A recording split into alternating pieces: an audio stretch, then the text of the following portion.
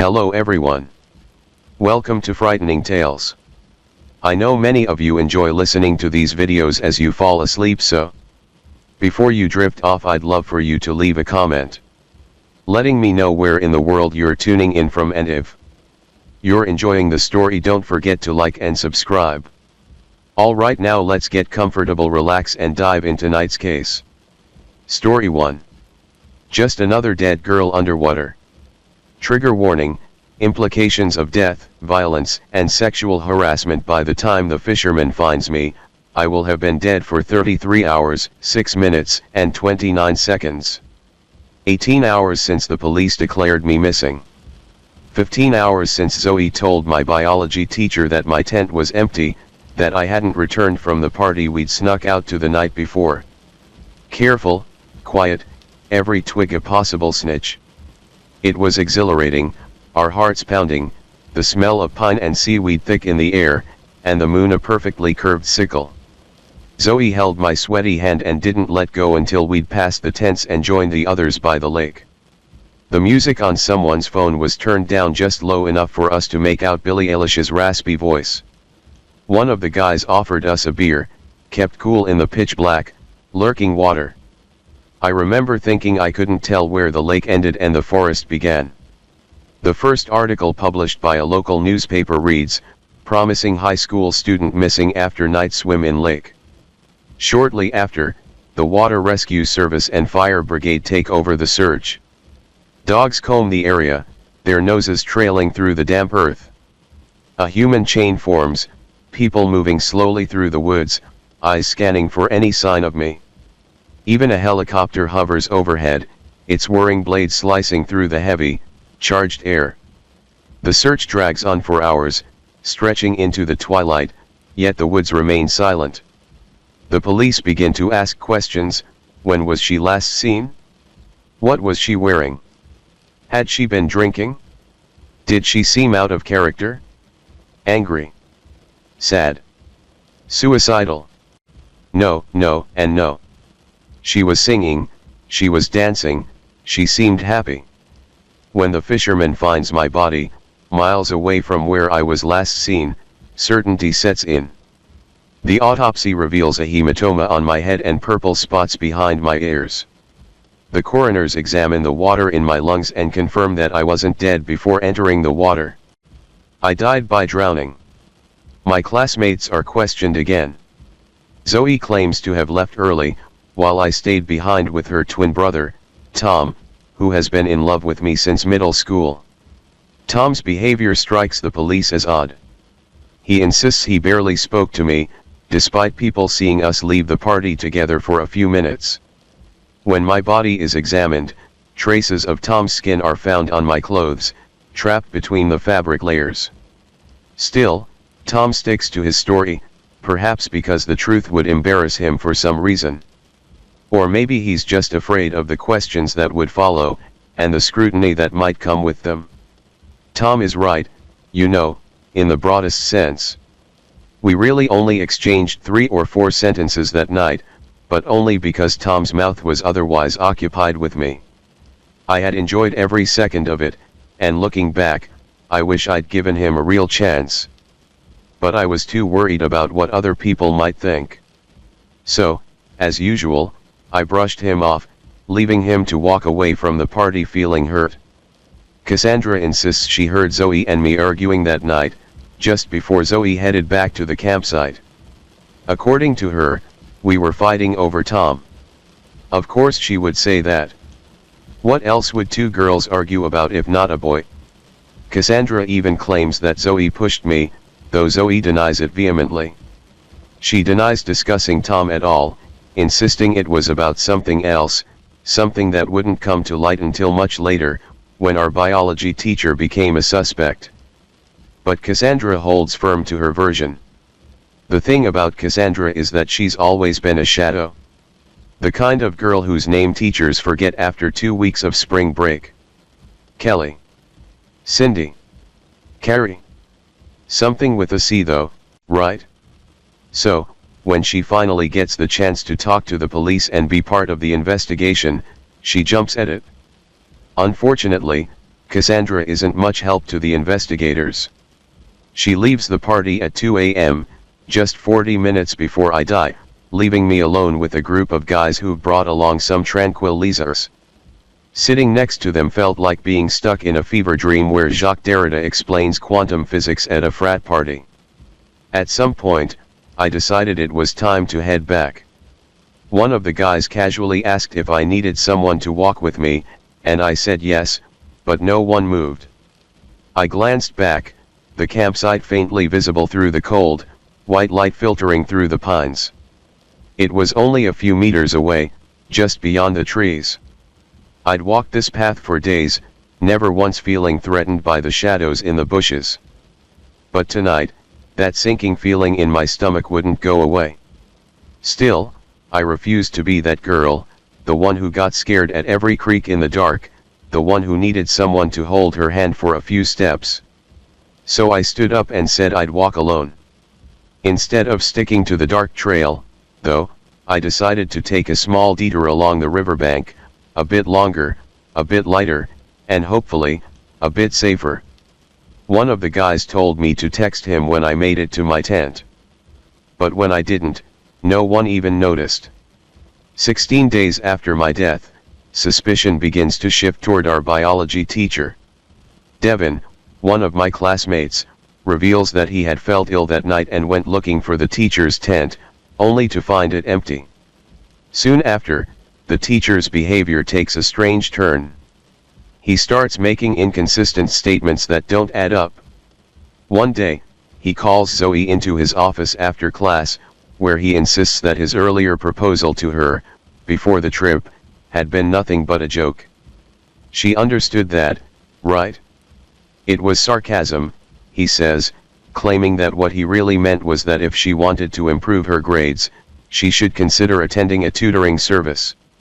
And this is where Cassandra steps in for the final time. She confesses that she visited our biology teacher after the party and that they went to the boathouse, where, according to her, nothing bad happened. He was just there for me. The biology teacher is immediately suspended, but the case against him has nothing to do with mine, as Cassandra's alibi clears him. Meanwhile, the suspicions surrounding Zoe and Tom are too weak to pursue. My case remains unsolved, and eventually people begin to accept the idea that it was just a tragic accident, that I must have hit my head when I jumped into the water. They agree that I seemed unhappy, not just that night, but in general, and that my relationship with my parents, who expected me to excel in everything, was strained. Perhaps the pressure had finally got to her. It's all unsatisfying, of course. Unsatisfying for the local magazine, whose updates eventually dry up. Unsatisfying for the police, left with yet another unsolved case on their desk. Unsatisfying for my parents, who, decades later, will say in an interview that not a day goes by that they don't think of their little girl. Maybe one day, a classmate will write a college essay about my case, reflecting on how it taught them that life can end in an instant. Maybe my story will end up on a true crime podcast. Or perhaps Netflix will stretch it into a tightly structured 8-episode miniseries, where my body is discovered just 3 minutes in, enough time for viewers to decide if they'll keep watching. Or maybe none of this happens, and I'll fade away, like countless other women who are silenced every day simply for being born the wrong sex. It doesn't matter who profits from my story. It doesn't even matter if they eventually find the two men I crossed paths with on my way back to the campsite, in the wrong place at the wrong time. None of this matters, because in the end, I'm just another dead girl underwater. Story 2. One time at the Salton Sea. This story contains themes or mentions of physical violence, gore, or abuse. Don lay motionless as the doctors toiled away. Dr. Noble stitched the third new artery into Don's heart. The anesthesiologist shouted, "Dr. Noble," the patient stopped breathing. Dr. Noble had done over 750 bypass surgeries and had only lost one patient, and that was 14 years earlier, an 89-year-old man who would have died without the bypass anyway. Don's blood was being circulated and oxygenated by the machine. As Don looked down from inside the hospital, he recognized himself. He thought, how strange is this? He could feel his body, he felt perfectly fine. In fact, he felt better than he had felt in years. He looked at the clock on the wall, it had struck 2 p.m. The surgery had started at 10 a.m., but the veins mined from the legs were not in great shape. Sections of those were blocked nearly as bad as the heart was.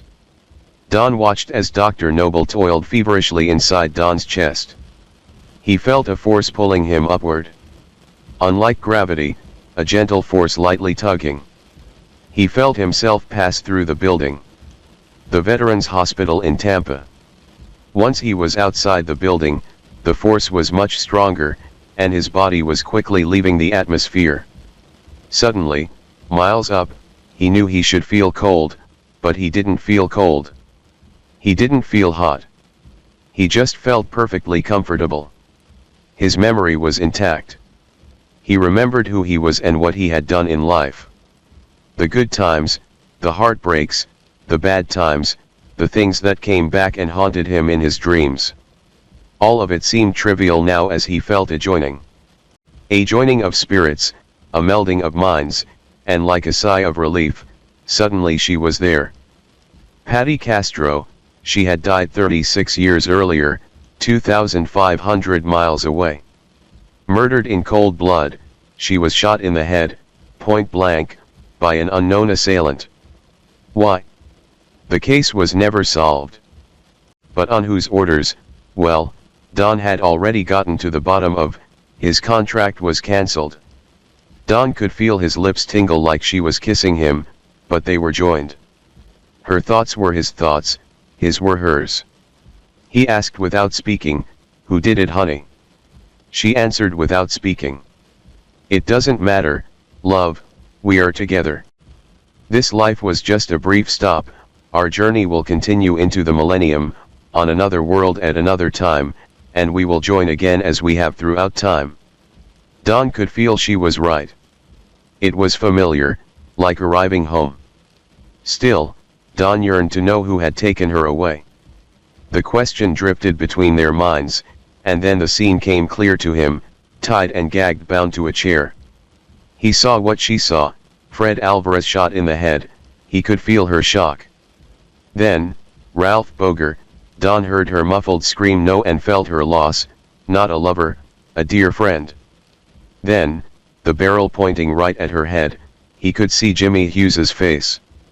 Jimmy even said I'm sorry, Patty, but he pulled the trigger anyway. Over what? Casino money, cocaine. Don wondered. A flood of information came from her at once, scattered bits and pieces, flying saucers, alien bodies, germ or genetic information. Where had she been taken? It was no place like Don had ever seen, clean rooms, strange life forms in an ocean, no lake, beneath a lake. Life forms humanoids moving through the water as we move through the air. Talking, working, building in the water like a crew constructing a jet. Molding from unknown materials. Then, the military officers and the drinks. The drinks were spiked, and Patty and Ralph woke up at Fred's house tied up in the yard.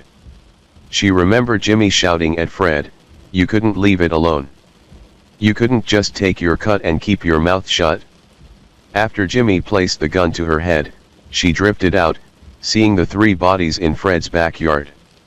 She waited for what seemed only moments, and now Don was there, they were together. She sensed in his mind 36 years, and it only registered as an idea, not that time was an aspect any longer. He could feel her inside himself, bonded, inseparable.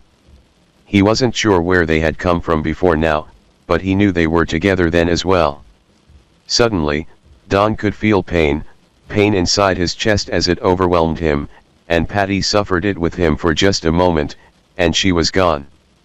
He felt the electric current pulse through his chest again. His mind succumbed to the anesthesia again. Dr. Noble handed the paddles to his assistant and said, let's get him sewn up, it's 2 o'clock already. That was a little too close for comfort. They wired Don's breastplate back together over the next 20 minutes and superglued the skin along the scalpel cut. Don's heart was beating regularly on its own once again. Don had 3/4 drainage tubes into both of his lungs and one into his heart. When he awoke at 9 p.m., he looked for Patty, but she wasn't there. He wondered if it was a dream. He was so connected to her. He remembered she had been murdered back in 1981, and he even knew where and how. What he didn't know before was who. Suddenly, it flooded into his consciousness. Jimmy Hughes. He even remembered Jimmy. A snakeskin craftsman 3 miles south of Rancho Mirage, in the Coachella Valley, CA. Somewhere in the deep recesses of his mind, he remembered a detail about Patty's deceased husband, Stanton. Found dead in the desert after missing for 4 days. He was working on bioweapons in the desert somewhere. Don tried to make sense of it all. What the hell did Patty really see down there that got her killed? Don remembered John Nichols ordered the hit. Now, he knew Jimmy Hughes executed it. But he was in no shape to go after anyone after a triple bypass. Dr. Noble came in the following afternoon and said, "How are you feeling today, Mr. Colt?" Don said, "Like 10 pounds of manure stuffed into a 5-pound bag." Dr. Noble said, "You gave me a little scare there last night, Mr. Colt. I thought you were checking out without paying the bill," and he chuckled a bit. Don looked perplexed. Dr. Noble said, "You were gone for over 3.5 minutes, Mr. Colt. I still had the second side of the last artery to sew up, so I couldn't even shock your heart until I had that closed and a few sutures sewn in it. You were flatlined and not showing any brain activity. Your pupils were non-reactive. You had me worried for a minute. I thought you would be my number 2, and he knocked on the wooden night table next to the hospital bed. Dr. Noble said you have to work with that spirometer now 6 times a day so we can get you out of here, okay?" Don agreed. It was quite painful with the 3 drainage tubes still in him, but they were collecting fluid from under the lungs and more from his heart. 3.5 minutes. To Don, it felt like he had spent a day with Patty as they were joined in joy and love. He wished it could be more. But he knew for sure he hadn't been dreaming now. He knew he had to find Jimmy Hughes and settle the score. After another 4 days, he was released. Once he got home, he got his computer next to his reclining chair. He had a little cough, and it felt like his chest was being ripped apart. They told him to hold a pillow against his chest. Don discovered that if he kept a belt around his chest, it substantially minimized the pain from coughing. Don's mind couldn't help wandering to Patty again. How did he let her go? What was this weird aquatic place with aliens that Patty saw? Could it be real, or was it just a dream? Maybe the morphine had his mind scrambled. The Percocets certainly did, but they made the pain manageable. Don studied the aerial photography in India. Nice things you can find online these days. Google Earth drilled him right down to Jimmy's property. Don was in worse shape than he thought. A single sneeze as he walked into his kitchen nearly brought him to his knees. No, it would take time to heal, Don knew it. But what was it he now understood about the vague relationship of time? What time is it? He wondered as the Percocets jumbled his thoughts. His mind swam in a sea of mysterious thoughts, the sea he remembered. Patty and he had gone one weekend to the Salton Sea. It was Memorial Day, 2 weeks after they first met. Don rented the trailer next to hers, and on his day off, Patty took Don to the beach in the desert. The Salton Sea was marvelous. A beautiful crystal clear body of water. They skinny dipped like teenagers, although Patty was already 41. Then Don remembered what Patty had shown him while he was on the other side, the beings moving effortlessly through the water, like a crab walking across the bottom. Then Don knew it wasn't a dream. It became clear to him that Jimmy wasn't just down there by chance. He was guarding the only road that led to the Salton Sea at that time. A CIA agent, how the hell did Don read him so wrong? Trading snake skins with the man, why did he need all that venom anyway? Don remembered how upset Jimmy was the one time he showed up with just the snake bodies and no heads. He left them in the desert. Don thought the snakes' heads were waste, the skins were the important part. The rattlesnake bites were few and far between in India. The hospital had plenty of venom on hand. Don knew Jimmy Hughes had answers, and he was going to get them, then make him pay for killing Patty. 2,500 miles away. If he still lived out there 38 years later, if he was even still alive, Jimmy was probably 30 when Don was out there last at 23 years old. There was a chance. Don knew as soon as he was up for the trip, he was going to find a way to get there and find out everything. 4 weeks passed, and Don felt like he was getting stronger again. His focus on Patty drove him. Physical therapy was a strain, but his pain was a motivator as well. He put away the Percocets. 2 more weeks, and he was able to do a few push-ups. 2 more weeks, and he was able to do 20. Don knew it was easy enough to find again. Go straight up I-75 to I-10 and across I-10 for about 3 days. Don loaded all 3 of his Colt 45s and brought 6 extra magazines. He remembered the years earlier when he would go to sell the snake skins and heads to Jimmy. Sometimes, there would be a half-dozen Hell's Angels motorcycles out there, and he would not try to get money for the snakes then. Just come back the next day. Don got out of Florida, through Alabama, and zipped through Mississippi into Louisiana like a breeze. Spent the night in Baton Rouge, thinking this trip won't be bad. The next night, Don practically collapsed into the bed in El Paso. Finally, he rolled into Indio proper just past 3 p.m. Jimmy's place was just another 3 miles south, toward the Salton Sea, and Don felt nervous. Nothing looked familiar. Houses everywhere that used to be barren desert. But Don saw the sign. Old Highway 86, down past the airport to 76th Street. And there on the corner was Jimmy's little wreck of a trailer. Junk scattered all around the yard. The tan sides were only slightly lighter than they had been years earlier. An eyesore described it nicely. Don turned into and down the driveway. He saw one of the blinds open a little and close. Don lightly knocked on the door, looking up at the door from the bottom of the 2 steps. The door opened, and a beautiful brunette girl looking to be in her mid-30s said, "Can I help you?" Don was a little flustered, expecting to see Jimmy, not a young lady. He said, "Hello, my name is Don Colt, I'm a friend of Jimmy Hughes, although I haven't seen him in over 35 years. The young lady turned and said, "Daddy, the man says he's a friend of yours," sort of loudly. Jimmy came around the door and looked, trying to recognize a face. Finally, he saw it.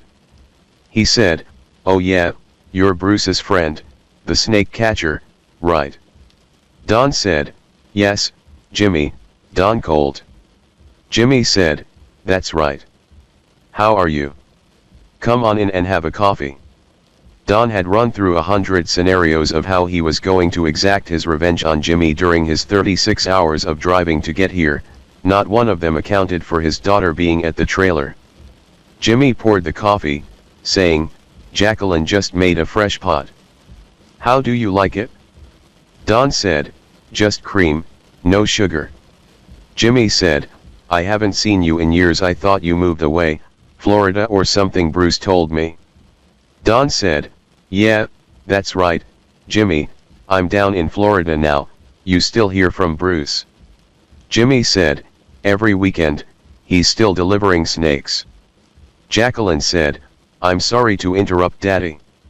I have to go pick up Tommy. He'll be finishing his soccer practice soon.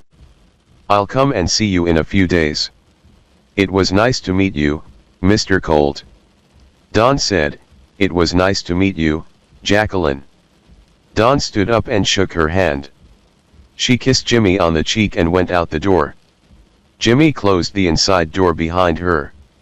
He looked down at Don and said, "What is it you're here for, Don?" You're not showing up for a social visit after 38 years. Don said, No, you're right, Jimmy, I have business out this way by the Salton Sea. Don could see the concern in Jimmy's eyes as soon as he said it. Jimmy tried to play it off. The Salton Sea, what's down there? Jimmy asked. Don said, I was hoping you might be able to tell me that, Jimmy. Jimmy said, I don't know anything about the Salton Sea. You know I'm just out here selling snake skins, Don. Don said, Yeah, I know you're selling snake skins out here, Jimmy, and I know you're a CIA agent. Your old boss, John Nichols, told me just before he suffered a fatal heart attack in March of 2001. He didn't die before he told me he ordered the hit on Fred Alvarez. But we know that was you, wasn't it, Jimmy? Jimmy's eyes looked to the bedroom.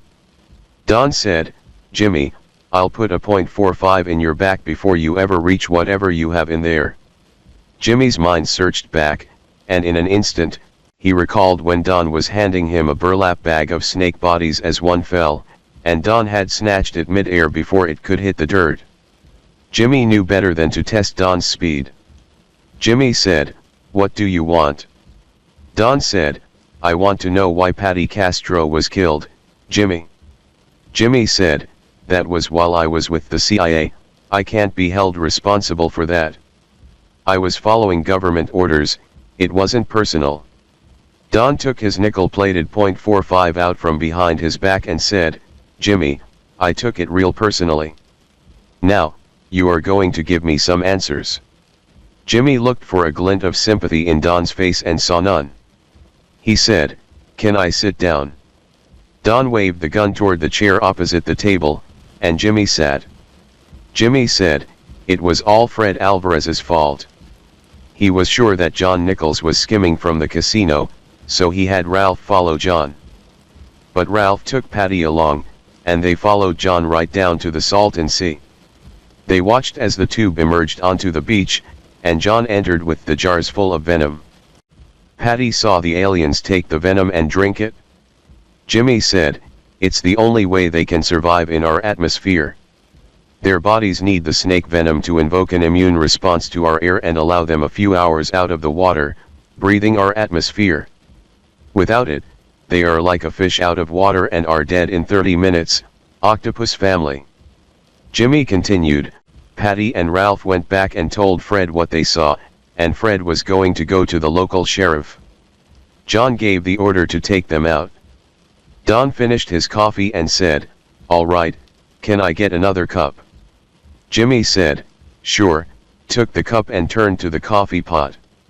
In a flash, Don was on his feet and grabbed Jimmy in a sleeper hold from behind, forcing him to his knees as he pulled to get Don's arm off his neck, but Don held on, and after 2 minutes of being deprived of oxygen, Jimmy's body went limp. For over 4 minutes, Don held the sleeper hold. Jimmy's body had relieved itself of its other functions.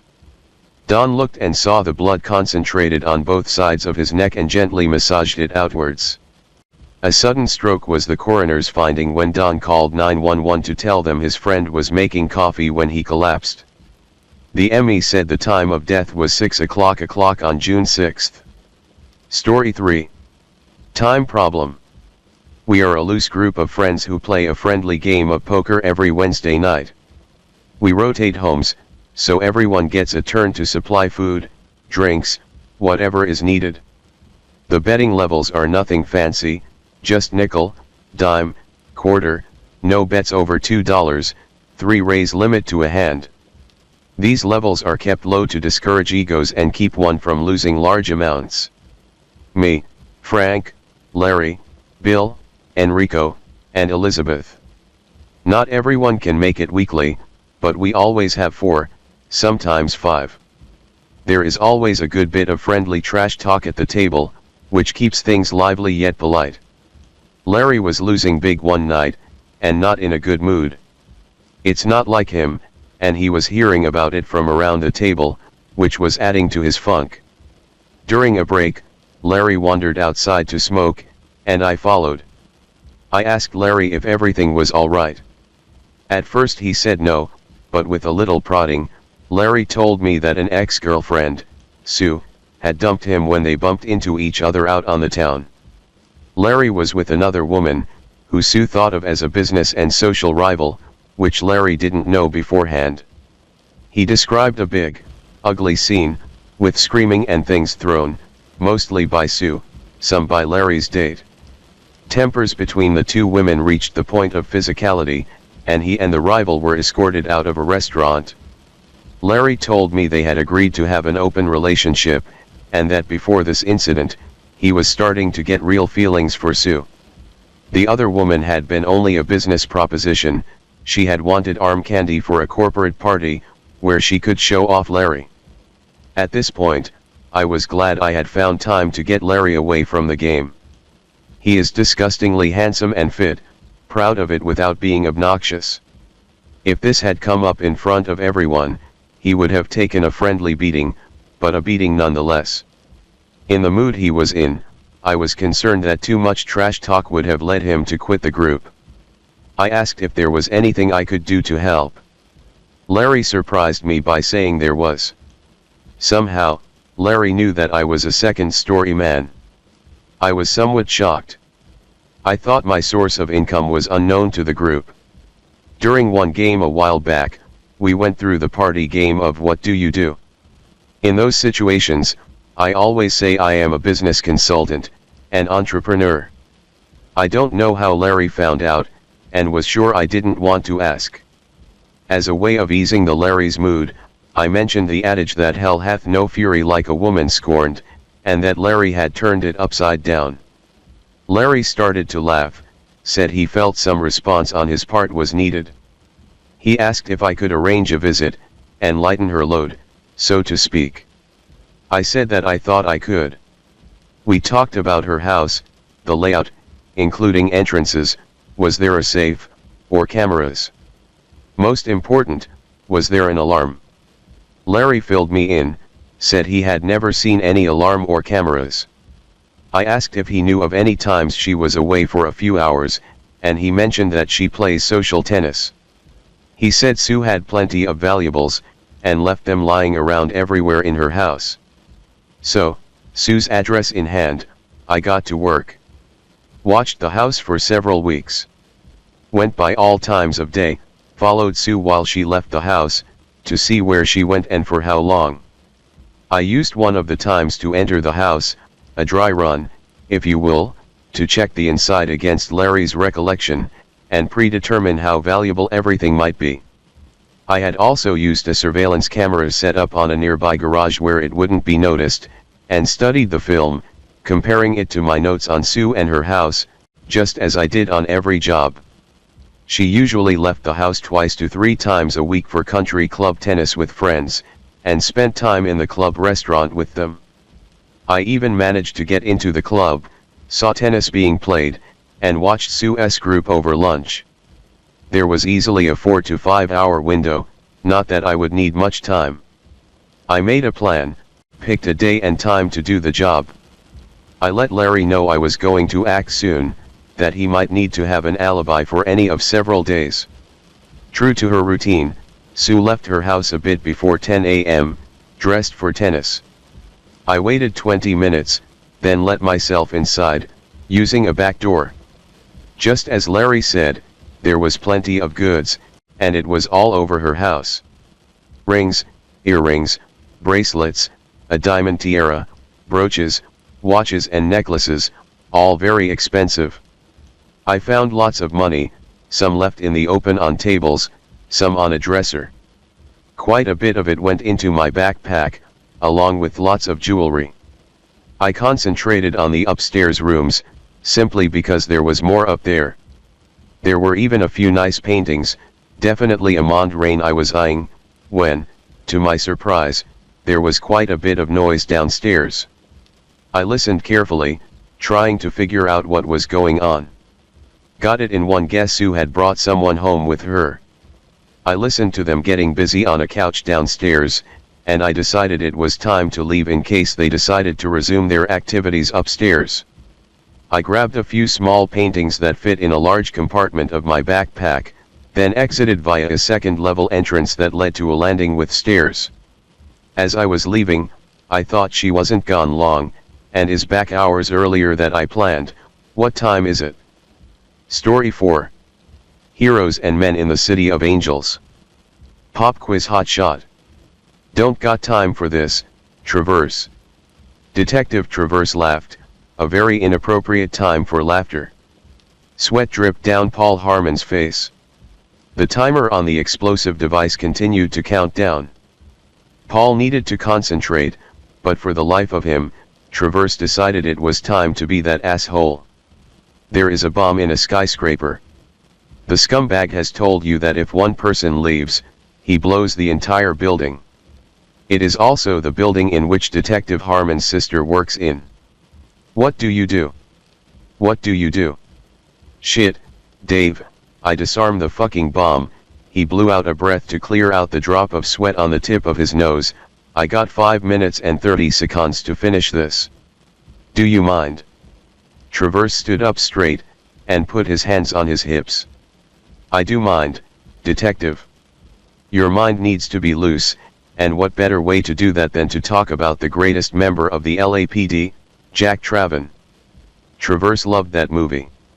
He saw himself as cool as Keanu Reeves was in that movie. Unfortunately, he ate one too many bear claws, and rocked a comb over that rivaled Roy Munson. His looks were closer to Harrelson's than Reeves as well. As his best friend, Paul would never say this to Traverse. Sure, well, what would Jack do in this situation? Traverse scratched his chin. Probably shoot me. He started laughing again. Okay, brown wire. Cut, exhale. Still alive. Paul squeezed his hand into a fist to get the shake out of it. And after that? Well, I don't know. Of course he is going to get the scumbag. And probably get the girl too. Man, don't you think Elle is a spitting image of Bullock? The front desk sergeant certainly looked a little like Bullock, but with larger tits. Personality-wise, not even close. Elle Gregerson had a sultry voice, and you couldn't be sure if she was flirting with you or not. Paul was certain that Sandra's Annie wouldn't be fucking the captain to get desk duty. She is definitely a wildcat. Traverse's grin got wide. Wildcat indeed. Say, how is that bomb coming? The bomb had 5 minutes and 5 seconds left. It's ticking. Traverses laughed again. That good. You gotta worry when it stops ticking. Another brown wire. This one heading to a D battery. Paul stripped a bit of the wire, and felt the charge running through it. Can't cut that one just yet. There were 5 more wires that all looked like they went to the pile of charges affixed to the pillars in the sub-basement.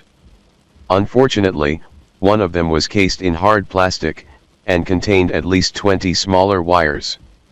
You are right, Dave. You are always right. Only a few short weeks ago, Traverse was universally considered to be amongst the LAPD's finest bomb disposal guys. Paul put that in his mind as Traverse prattled on. I know. That's why you let me pick the movies. Traverse remained quiet for a moment, letting the heartbeat of ticks to ring in his ears. You still alive up there? Yeah, Paul, I am. I was wondering on which wire I should cut next. No, on is Traven really Reeves' best cop role? Maybe it's Johnny Utah. Traverse always pulled this shit. He would dangle an alternative to the truth known to Dave, and when you bit, would slam you and make you look like an asshole for ever thinking it, even though he asked the question himself not 5 minutes before. It's not Utah. The scumbag level isn't the same. No way a bunch of stoned out surfer bums compare with the mad ex-cop bomber. You're right, Paul. It's a lot more realistic. The pause after could have drawn child support, cut short by a snip. Yellow wire. 4 minutes, 32 seconds. You remember that big shootout a few months back? Kind of a loaded question. Of course he remembered. The entire department, whether they were there or not, remembered the North Hollywood Bank of America. Yeah, why do you ask? You ever think about leaving the force after that? Why? I did. I'd always figured we were the good guys, the heroes, and by the end of the day, the good guys were gonna win. It was the rules, Paul. LA has always been that city of angels, and I know that sometimes we had to do what needed to be done. But I never thought that the bad guys would overpower us. That doesn't happen to heroes. Paul split open the hard plastic wire, to find a bunch of green wires with some red mixed in. But those assholes died. We got 'em. Yeah, but it wasn't the same after that. The scumbags started to escalate after that. The guns got bigger, the crimes got wilder, and stakes got higher. Why do you think that we are in this basement? Paul shifted on the ground, getting a little more comfortable. Because I was the asshole who picked up the phone and answered the call. Travers chuckled. Nah, you didn't have to. You needed to be the hero. You needed to get out there and get the bad guys. You couldn't let them win. Paul crinkled his brow. Wait a sec. I'm not fucking Vincent Hanna. Do you never stop thinking about movies? Now there were some real scumbags. Really, the finest cops and robbers movie ever. Paul pulled out 2 blue wires and clipped them. No boom. 3 minutes and 3 seconds. Travers wasn't wrong. Heat was amazing. Well, if it had been us at Bank of America, there would have just been 2 rounds fired, 2 headshots for the bad guys. Travers didn't laugh at that one. You never had that good of aim. I guess not. Should have spent more time at the range. Kind of late now. And that does nothing for stopping a bomb. Paul chuckled at that one. I guess not. Not everyone can be the best cop like you. Travers knelt down. Best cop? Come on, if you are going to quote a movie, do it right. You're the best cop now. Paul opened his mouth to correct him, but stopped. Travers was right. They had watched Striking Distance with a VHS not 2 months ago at Travers's house. His wife Debbie made a great meatloaf that night. She had such a big smile on her face all night. He didn't know it until a couple weeks ago that she had that look every night when Dave got home safely. I guess, Dave. I gotta focus on what I'm doing. This building is gonna explode, killing us and 1,000 others, including my sister Susie. I'm not going to fail her. You're right, Paul. Having any luck with the bomb? Yeah, it hasn't gone off yet. Damn, that one was too obvious. But Travers let him get away with it, taking one of his lines. 2 minutes and 15 seconds. 2 more wires clipped, a green one and a blue one. The clock still ticked, which was a good thing. To be honest, at this moment, his life wasn't that far off from Jack Traven's. It wasn't a coincidence that this bomb was here. Jimenez called him as he was just outside the building, going to visit his sister for lunch. The scumbag told him what today's game was going to be, and what the stakes were. It took all of 10 minutes for the perimeter to be set up, and the building sealed. The search, another 15 minutes, ended quickly after Jimenez talked about friends in low places. That led to Paul on his back, sweating it out underneath this bomb. As to how that bastard got his phone, he didn't know. Paul and Travers had been chasing this scumbag for over a year. From a small bomb in a post office, to a bomb on a subway train that ended in a hostage situation, Paul felt they were getting close. It hadn't been personal until the last time, when Paul actually saw and shot Jimenez. Unfortunately, his hostage died in that same shooting. Big plans for the afternoon, Paul? I don't know, Dave. I'm probably going to take Susie to Saugus. Or I might just go home. Kind of stressful day so far. You? Oh, I'm going to watch Speed again. See if I missed anything. Paul shook his head. Missed anything? Travers scratched his cheek. Yeah, missed anything. It's pretty obvious that this Jimenez guy is a fan of the movie. There might be something there that will allow you to catch him. That's ridiculous, Dave. This asshole hasn't put up anything resembling a ransom demand, ever. In fact, this most recent one is the only time we ever got communication from this prick. Yeah, and just like in the movie, the bomber is pissed at the cop for thwarting his big plans. Yeah, he isn't after money, but he's got a beef. And 9 times out of 10, you got a bomb, you got a message. 1 minute. 30 seconds. Doesn't really help me now. I know. You regret what happened on that platform. Paul held his breath for a moment. Why do you ask about this now? Travers looked concerned for the first time since Paul got down to the basement. Because you could have stopped him then if you aimed better. I aimed well. I aimed center mass, just like we are trained. It isn't my fault that he spun around just before I pulled the trigger and put my dumb-ass partner in front of the bullet. Traverse's breathing answered Paul back.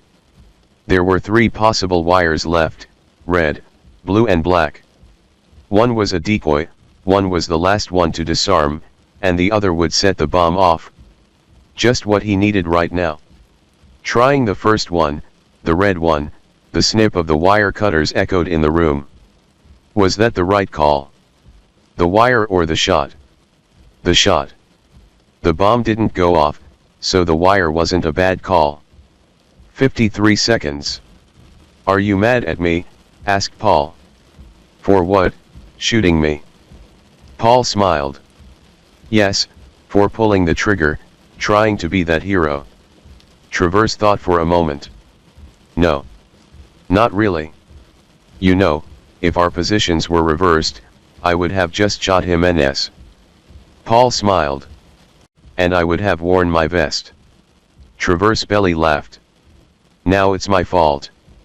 Paul shook his head. Nope, I pulled the trigger. Paul inhaled. Perfect aim in the movies, don't they? Yes they do. And never run out of ammo. I should be pissed. I'll never got to throw some Eurotrash scumbag off a downtown building now. You always wanted to do that. I'm sorry. 35 seconds. Not your finest moment, Paul. Debbie cried. But I think a small part of her was relieved. Relieved? You mean that? I do. She no longer had to worry. Now it's your turn. Paul snorted. 26 seconds. What? You don't have to worry anymore. Just be a cop. Not a hero. There's no chance of that now. Heroes in the movies don't kill their partners and let the bad guy get away. You aren't even supposed to be here right now. You are suspended. Doesn't that make me heroic? Putting my life on the line. Yes, but you aren't the hero. On screen the heroes kill the bad guys, get the girl, and live happily ever after. Here, they just die. Those left behind aren't heroes. Just people. Sometimes they are heroic. 15 seconds. Is that what this movie talk has been all about?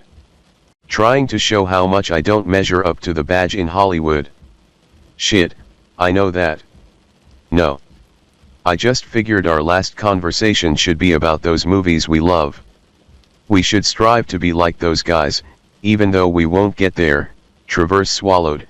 You never could keep a steady hand, so I needed to distract you. You better clip that last wire. Snip. Paul cut the black wire. No boom. 007 seconds. He exhaled. So what was the point? You never would have gotten through this without me. Just because I'm dead doesn't mean we aren't partners. Really? Travers stood up. Yeah. You don't get to be rid of me that easily. I suppose some shrink is gonna say that you are seeing me because you feel guilty over killing me. And you should, you bastard.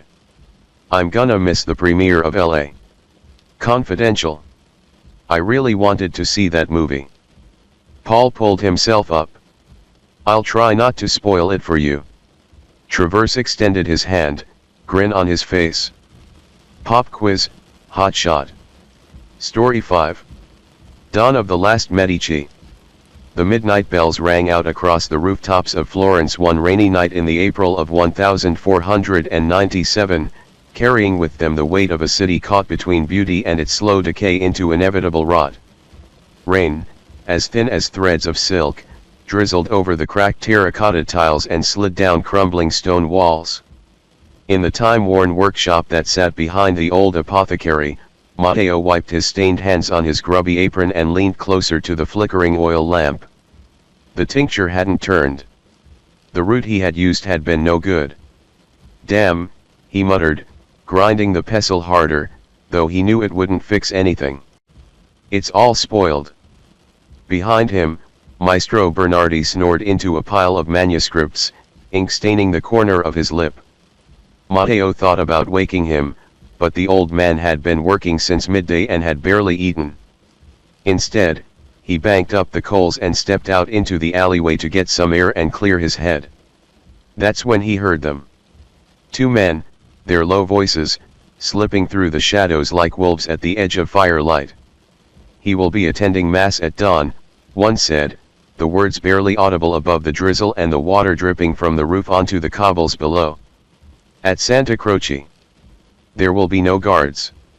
The boy thinks himself invincible. Then he dies like the rest of them, the other said. Savonarola's orders were clear. Matteo didn't move. He didn't even breathe, he was so scared he would be discovered. He felt like a rabbit about to trigger a snare. If they discovered him skulking in the shadows, the rabbit would die. You're sure the priest will let us in? He hates the Medicis more than we do. The cathedral doors will be unlocked, I assure you. We just walk in, then we finish it, and we vanish before anyone knows the boy is gone. They turned the corner, footsteps fading away, no longer audible on the wet cobbles, their voices barely a whisper on the wind. All was silence again, apart from the water splashing on the ground. Matteo stood still, afraid to move, the rain running down the back of his neck. Then he turned and ran. It had been 4 years since Lorenzo de' Medici died, and Florence hadn't recovered yet. Fra Girolamo Savonarola, with his eyes like coals and voice like thunder, had taken the pulpit and the people's and ultimately their hearts. He called for fire, for a cleansing, for the city to be free of all the greed and the lust for gold. The people were desperate, starved, and furious, so they had listened. Now the Medici name was a curse on half of the lips in Florence, and a whispered prayer for the rest. Matteo didn't care much for politics. He was just 17, a humble apprentice apothecary, and most days, he cared only for clean glassware and fresh herbs. But Giuliano de' Medici, he mattered, or he mattered to some. Not just because he was heir to a legacy, but because he was young. He was clever, and reckless enough to believe Florence still had hope. And now he was going to be murdered before sunrise. The street was slick and silent as Matteo pushed past the shuttered shops, slipping once on the wet cobbles. He kept to the alleys, ducking under balconies and the clotheslines devoid of clothes that littered the alleyway, knowing that if he were seen, especially if he was seen running like this, he'd be stopped. He had to get to Santa Croce. But Giuliano would never arrive unannounced. He'd be staying somewhere nearby, probably in one of the many Medici safe houses. If Matteo could find out which one. The thought shattered as someone stepped out of the darkness in front of him. A monk. His robes were soaked, and his hood was low. But there was something wrong about the way he stood, like he was waiting. That he did not belong. Matteo's boot slid on the wet stone as he tried to halt, but the monk grabbed him by the collar and slammed him against the wall. "You're out late," the man growled. "Not stealing from God's people, are you?" Matteo coughed, struggling. "Let go. I'm an apprentice. I work for Maestro Bernardi. I'm going home." The monk tilted his head. "You're not one of Savonarola's boys." "I can tell." I heard something," Matteo gasped. There's going to be a killing. Giuliano de' Medici, they plan to do it at dawn. The monk froze. Who told you that? I overheard two men. They said the priest at Santa Croce was helping them. The monk slammed him again. You speak that name in the open and you'll hang before morning. Who are you? I just told you, Matteo snapped. I don't care about sides. But if they kill Giuliano, the city will drown in blood. I need to warn someone. The monk looked over his shoulder. The rain dripped from his sleeves. Go through the plague quarter, he said finally. The streets there will be empty. The guards won't follow you there. Matteo stared. I'll die a horrible death from the plague. Not if you keep your head down and don't touch anything. You want speed? That's the way. The monk stepped back into the shadows and was gone. The plague quarter was more rot than stone. Whole buildings had caved in or been scorched in quarantine fires. Windows were bricked up, doors painted with red crosses. No one lived there, not anymore. Matteo tied a cloth over his mouth and pushed through, stepping carefully, trying not to look too long at the black stains on the walls. He wasn't halfway through when he heard footsteps, and they weren't rats. They were too heavy. He ducked behind a collapsed doorway just as two men passed wearing dark cloaks, hoods drawn. One carried something wrapped in cloth, long and it looked heavy. Maybe a sword. Matteo's throat tightened. He waited until they had passed, then turned, and ran the other way. By the time he reached the edge of the quarter, his legs were shaking and his lungs burned. He paused only to throw up in the gutter, then staggered on. The Medici townhouse was near the Arno, behind high stone walls and an iron gate. Matteo banged the brass knocker until his fists hurt, yelling for help. Finally, a shutter creaked open. A voice snapped down. Who are you? Tell Giuliano de' Medici, there's a plot against his life. He mustn't go to Santa Croce at dawn. Please, let me speak with him. A long pause. Then, wait there. Minutes passed, and he saw no one. Nothing moved.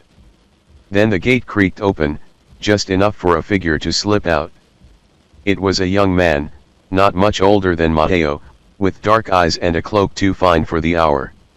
You're either mad, the man said, or very brave. I haven't worked out which yet.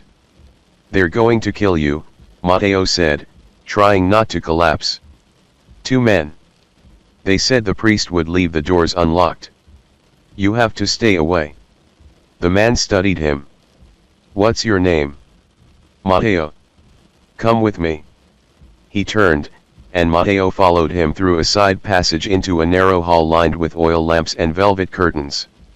The man led him to a small study where maps and sealed letters covered a table. Another man sat behind the desk, older, with a scar across his jaw. Matteo, said the younger man, this is my uncle. I believe you just saved his life. Matteo blinked. You're not Giuliano? I'm Carlo. Giuliano isn't here. He left for Santa Croce an hour ago. Alone.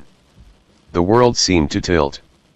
I was too late, Matteo whispered, more to himself than anyone else. The older man stood up. Not necessarily. We have horses. If you know the route they'll take. I don't, Matteo said. But I can guess. Then guess fast, the man growled. If we don't reach him in time, this city will burn before the sun rises. The hooves clattered like thunder through the narrow streets, echoing off stone walls and shuttered windows. Matteo clung to the saddle, fingers cramping around the reins, his knees screaming with every jolt. Carlo rode ahead, his cloak flying, torchlight trailing behind them like fire in the wind. They'd split from the uncle at the Piazza della Signoria. He was riding straight to the city guards to raise an alarm, though they both knew it might not be enough. Not here. Not when so many wore the badge of Savonarola beneath their cloaks. Matteo's thoughts tangled in the wind. He kept seeing the moment Giuliano would step through the doors of Santa Croce, the warm light of dawn, a quiet prayer, and walk straight into the hands, the blades of the assassins. "We'll never reach him through the main roads," Matteo shouted over the wind. "Then where?" Carlo snapped. "There's an aqueduct path. It runs under the artisan district. It's tight, but it'll cut the distance in half. We can reach the square before the sun rises." Carlo didn't hesitate. He jerked his reins, and together they turned sharply into a side alley, hooves skidding on wet cobbles. The horses barely fit. At one point, Matteo's knee scraped a wall hard enough to draw blood. They found the path just past an abandoned glasswork, half swallowed by ivy. Matteo dismounted and scrambled down first, holding the torch low. The tunnel opened into an old maintenance route. It was dark, damp, but solid. They led the horses single file, ducking low. Rats scattered at their feet. "Who are you really?" Carlo asked, voice low. "I am what I said I am, just an apprentice apothecary. That's all." Carlo gave him a look of disbelief. "Then why are you risking your life for someone you've never met?" Matteo thought about it hard. Did he even know why? "I guess it is because the men who wanted him dead, they sounded like they've already won. Like nothing could stop them. That's the kind of thinking that will kill the city." Carlo nodded once. "You may not be a fighter, but you are a thinker, and braver than most men I've ever known. A man with a conscience to do the right thing without knowing why you are doing it." They pushed on through the tunnel.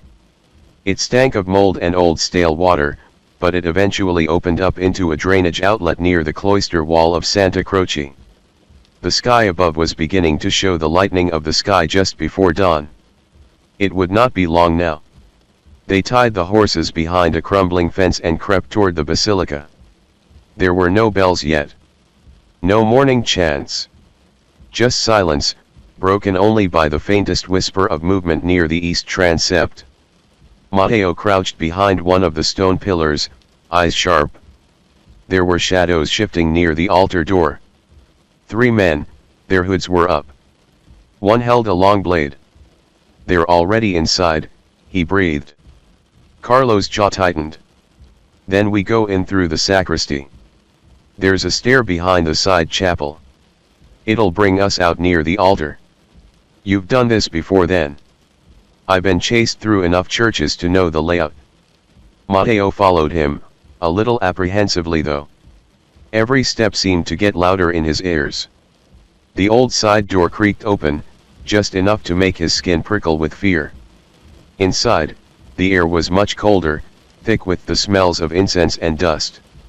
They moved with silent steps, slipping past the relic cases and the faded tapestries. Above them were stained glass windows. They flickered with the early morning light. It was beautiful, but wrong somehow. Like watching an angel cry, while the world bled. As they neared the nave, they heard footsteps once again. Someone was trying not to be heard. They were moving slowly, but their hard footwear left imprints in the air. Matteo peered around the stone partition. Giuliano de' Medici stood at the front of the church, facing the altar, utterly unaware of the danger he was in. The men were behind him now, and closing in, step by inevitable step. Matteo didn't think. Some primeval instinct propelled him forward. "Giuliano," he shouted, cracking the silence like a slap around the face. Giuliano turned, startled to see the assassins lunge. Carlo tackled the first one from behind, sending him sprawling to the ground. Matteo grabbed a pew and swung it sideways, catching another across the legs. The third man had the dagger out. Poised, he slashed at Carlo, catching him across the arm. Blood splattered the floor. Giuliano, finally realizing what was happening, dove behind the altar steps, kicking over a candlestick as he went. It clanged like a bell as it hit the tiled floor, clattering down the step, ringing out until it came to rest against the pew. The first man was up again. He was taller, leaner, and oh so fast. He grabbed Matteo by the collar and drove him into a column with immense force. Matteo gasped, the air knocked out of him, stars flashing in his eyes. "Wrong place, boy," the man hissed. Matteo fumbled for anything, grasping at air until his hand closed around the brass candle base. He swung upward with all of his might. The sound was sickening. The man dropped to the floor instantly, a dark smear spreading across the stone tiles. Across the chapel, Carlo finally had the upper hand now. He fought like someone used to knives in the dark. He was efficient, brutal. He slashed the attacker's wrist, burying it deep, then twisted the weapon free, plunging it into the man's side. The man dropped without a sound. In the mayhem, the third man had seen the light, and had vanished from sight. Carlo ran to Giuliano, eyes scanning the shadows. "Are you hurt?" "No," Giuliano said, stunned. "Who would?" Matteo wiped blood from his face. "There's another. He got away." "Let him run," Carlo muttered. "The whole city will know by noon." This was no ordinary killing. It was an attempted execution, ordered by someone high. Giuliano looked at Matteo. "You. What's your name?" "Matteo. You've just saved the last Medici left standing in Florence. That makes you either very lucky, or very dangerous." "I'm tired," Matteo said. "And I'd really like to sit down now, if you don't mind." Giuliano actually smiled. "So would I." They buried the bodies in silence, behind the sacristy wall. Giuliano insisted on doing it himself. There was something fierce within him, not just anger, but a sort of lingering grief. Matteo leaned against a column, arms shaking. He hadn't stopped shaking since the moment they left the house. Carlo sat beside him, binding the wound on his arm. "You did well. Not many people would have run toward danger like that."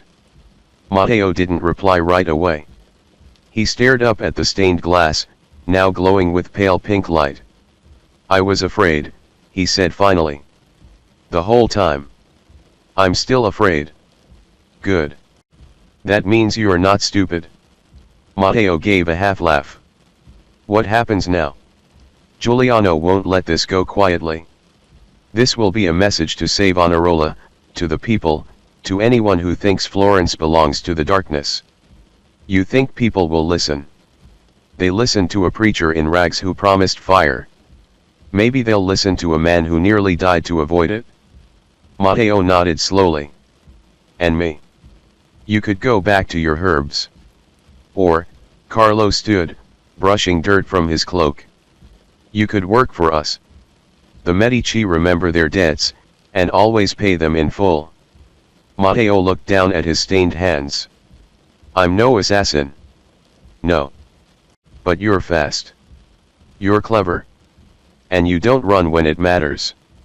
He considered that, as the bells began to ring a new day in. Medici was alive, and he was still here to see dawn break once more. Story 6. Saints and Their Sins. There was only one thing Sister Vera disagreed with within the Catholic Church. Priests were the only ones worthy of hearing the sins of the people, petitioning God for their souls. In her mind, absolution may be the right of priests, but retribution was her holy mission. Sister Vera sat quietly in the chapel's vent, straining to hear the voices below her. All the other sisters were in bed, peacefully slumbering until morning prayers began in a few hours. The only sounds were the voices of the two men in the confession box below her hiding place. "The package has been delivered to 505 Harper Lane. Payment has been collected." She watched as the man slipped Friar Crow a thick envelope. The priest counted the money and grunted in satisfaction. It had been a shock to find that the friar assigned to her convent was involved in the very business that Sister Vera had been sold into, escaped, and found her faith soon after. Every day she faced him and the urge to carve the heart from his chest grew.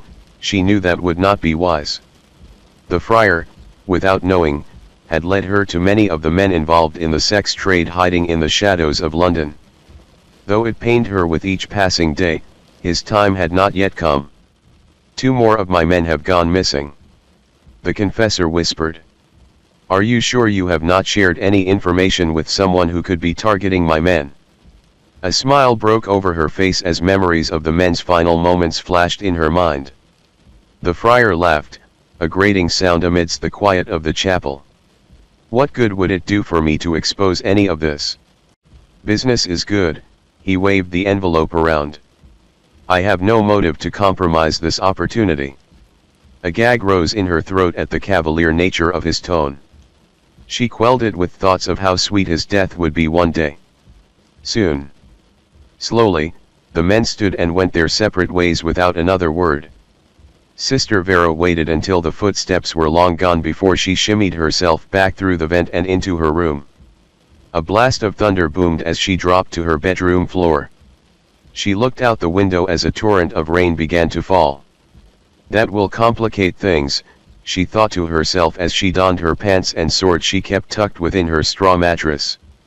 After fastening her cloak around her and concealing her sword beneath her layers, she put on her face mask and slipped through her window to the lawn below, sneaking off the church property in the night towards Harper Lane.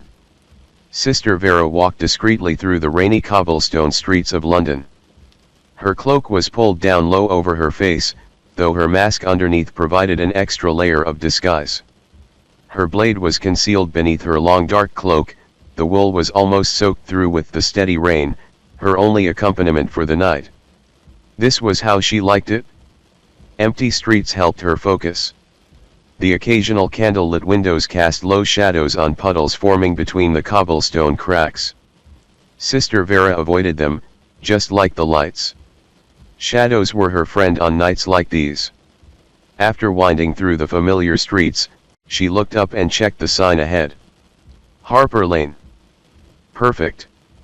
After taking a quick left, she ducked behind the row of houses that stood neatly in a row.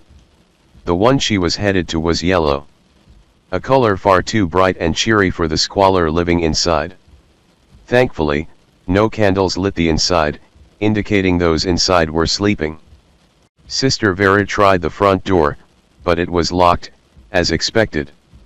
She made her way to a basement window and was able to prop it open enough to squeeze through. Her feet hit a hard surface halfway down to the floor, giving her the time to close the window before climbing down. A flash of lightning lit the room briefly and she thanked the saints for it. It did seem odd, thanking the saints on a mission like this. She liked to think that they were with her, cheering her on, even as much as she was enacting justice in God's place. She crossed herself out of habit, realizing what she was about to do may be the only heaven she experienced, but ultimately, she believed it to be worth it. The flash of light showed a path leading to a staircase between boxes and different crates of goods. On the wall to her left she caught a glimpse of a few newspaper clippings. Vera slowly made her way over to them as another flash of lightning illuminated the articles. Clippings of photographs of young women and children featured in the local paper were sprawled across a desk. Thunder cracked through the night, confirming God was expressing anger alongside her. With a gloved hand, she ripped them up and sprinkled them onto the floor, allowing the familiar rage to burn through her soul as she approached the stairs. With one hand on her long sword, she walked delicately up each step, careful not to cause any extra noise. Carefully she tried the door, unsurprised to find it also locked. Gingerly she removed one of her hairpins and easily picked it open, the door squeaking slightly as she emerged into the home's main floor. She froze in the hallway, waiting for any movement, but, thank the Mother Mary, she heard nothing.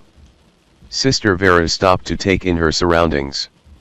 Another flash of lightning illuminated the walkway. Excitement coursed through her as she got her bearings and listened for her target. She lived for moments like this.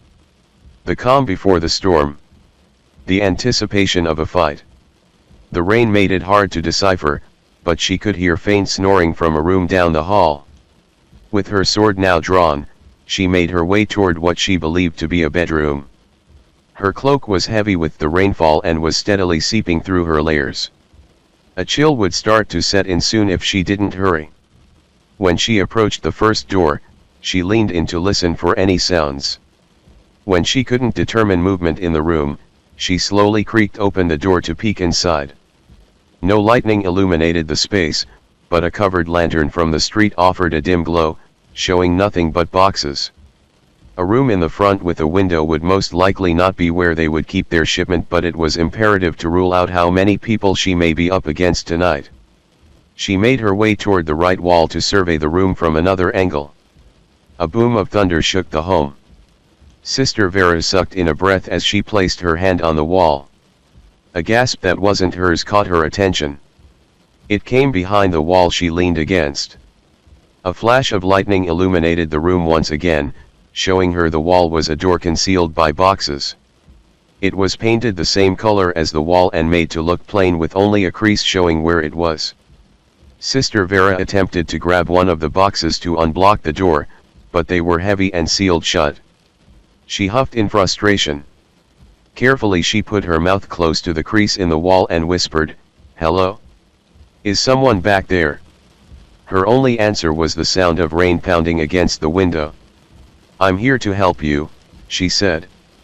"I'll be back soon. Don't worry." A small whimper was her only confirmation as she turned to head back down the hall to find their captors. Another flash lit the room, revealing a man standing in the doorway with an axe held above him, ready to attack. In an instant, he charged her, giving her little time to strike. She lifted her sword enough to block his blow while landing a kick below his belt. He grunted, doubling over in pain. Sister Vera brought her elbow down on his neck, forcing him to the ground with a thud. Her eyes fell to the shadow of the axe that lay just in front of him. Quickly she kicked it and stabbed the sword through his neck. Footsteps immediately sounded just outside the hall. She counted at least 3 more men coming her way. Quickly, she threw her water-laden cloak onto the ground and grabbed the axe in her right hand, the sword still equipped in her left. As the first man entered the room, she sunk the axe into the side of his head and he fell to the ground, dead on the spot. The next man tossed a dagger at her that she narrowly missed as it impaled itself into the wall behind her. She looked up to see another one glistening in his hand just before he threw it, his aim significantly more improved than the last time. The dagger sunk into her side. She cried out in pain as she thrust her blade towards him. In the painful haze, her strike missed him slightly, giving the other man entering the room enough time to push her sword away with his own. Without missing a beat, the dagger man yanked the axe from his companion's head and charged her. As she moved into a defensive position, the dagger still in her side, the man with the sword grabbed her around her neck, pinning her against his large body, leaving her helpless against the axe coming straight towards her. With a yell, she pulled the knife from her side and jabbed it into the chest of the man who gripped her. As his handle on her loosened, she pulled out the blade and ducked as the axe came barreling towards her, plunging into the man behind her instead. With a thud, he fell to the ground, and only she and the dagger man left. Her right hand instinctively pushed against her side to put pressure on her wound, the lightheadedness from the blood loss starting to cloud her already useless vision. She held out the dagger as the man approached. A taunting laugh left him as he got closer, keenly aware of the perilous situation she found herself in. Her breaths were heavy in the mask as she blinked rapidly, trying to focus on the incoming threat. "You fought well, little bird. But now it's time to fly away." In a lethally quick move, he grabbed her hand holding the knife as his other flew to her neck, effectively pushing her against the wall, choking her. Her free hand left her side and grasped the hilt of the knife she held, working to take back control of the blade. But despite her efforts, the man edged the blade closer and closer to her chest, both of them struggling against one another. Oxygen left her lungs and her head began to pound, death knocking against her heart that beat wildly in defiance of the knife lowering towards it. Warm blood trickled down her side, soaking her shirt and the wall behind her. Was this the end, then?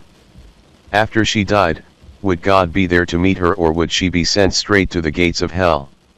When she had become a nun almost 2 years prior, she joined the convent in hopes of being close to the God who had comforted her through her pain and suffering of being men's plaything against her will.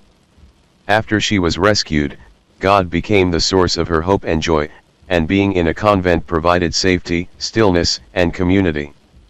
Things she craved. But the reason she stayed was different.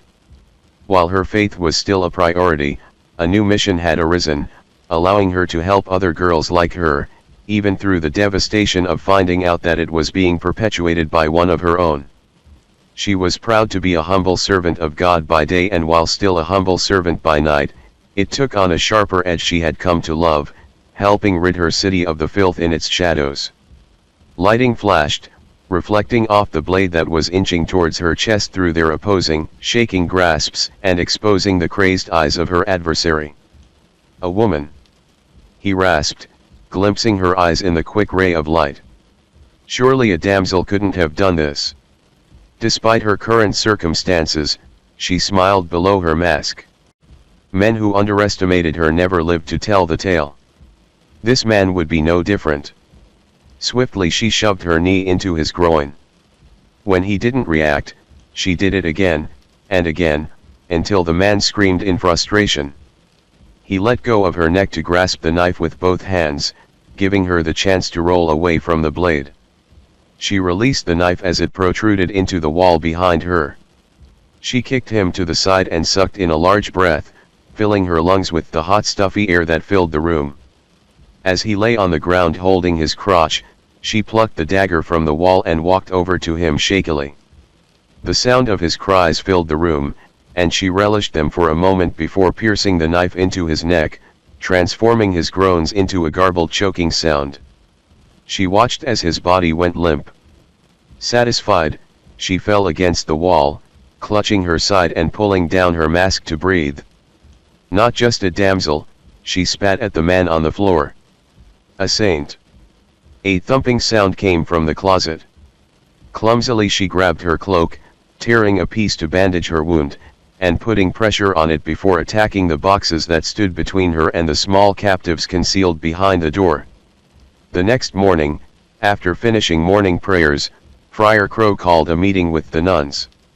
It was a common enough occurrence that Sister Vera didn't fret, though her injuries were taking a toll on her. Thankfully silence was valued among the sisters, which proved to be in her favor from being choked the previous night. Her voice was still not back to normal. Her side was properly bandaged using her stash of monthly clothes, but with the nuns' rations, she was still hungry and lacking the energy to recoup properly. However, she knew she needed to keep up the activities so as not to draw attention to herself in the small convent. The nuns were corralled into a small room and waited for Friar Crow to join them. Finally, he emerged, his large stomach protruding through his brown habit, a look of forced holiness in his features. "Thank you, sisters, for joining us today. I want to let you know, one of your own has become ill in the night.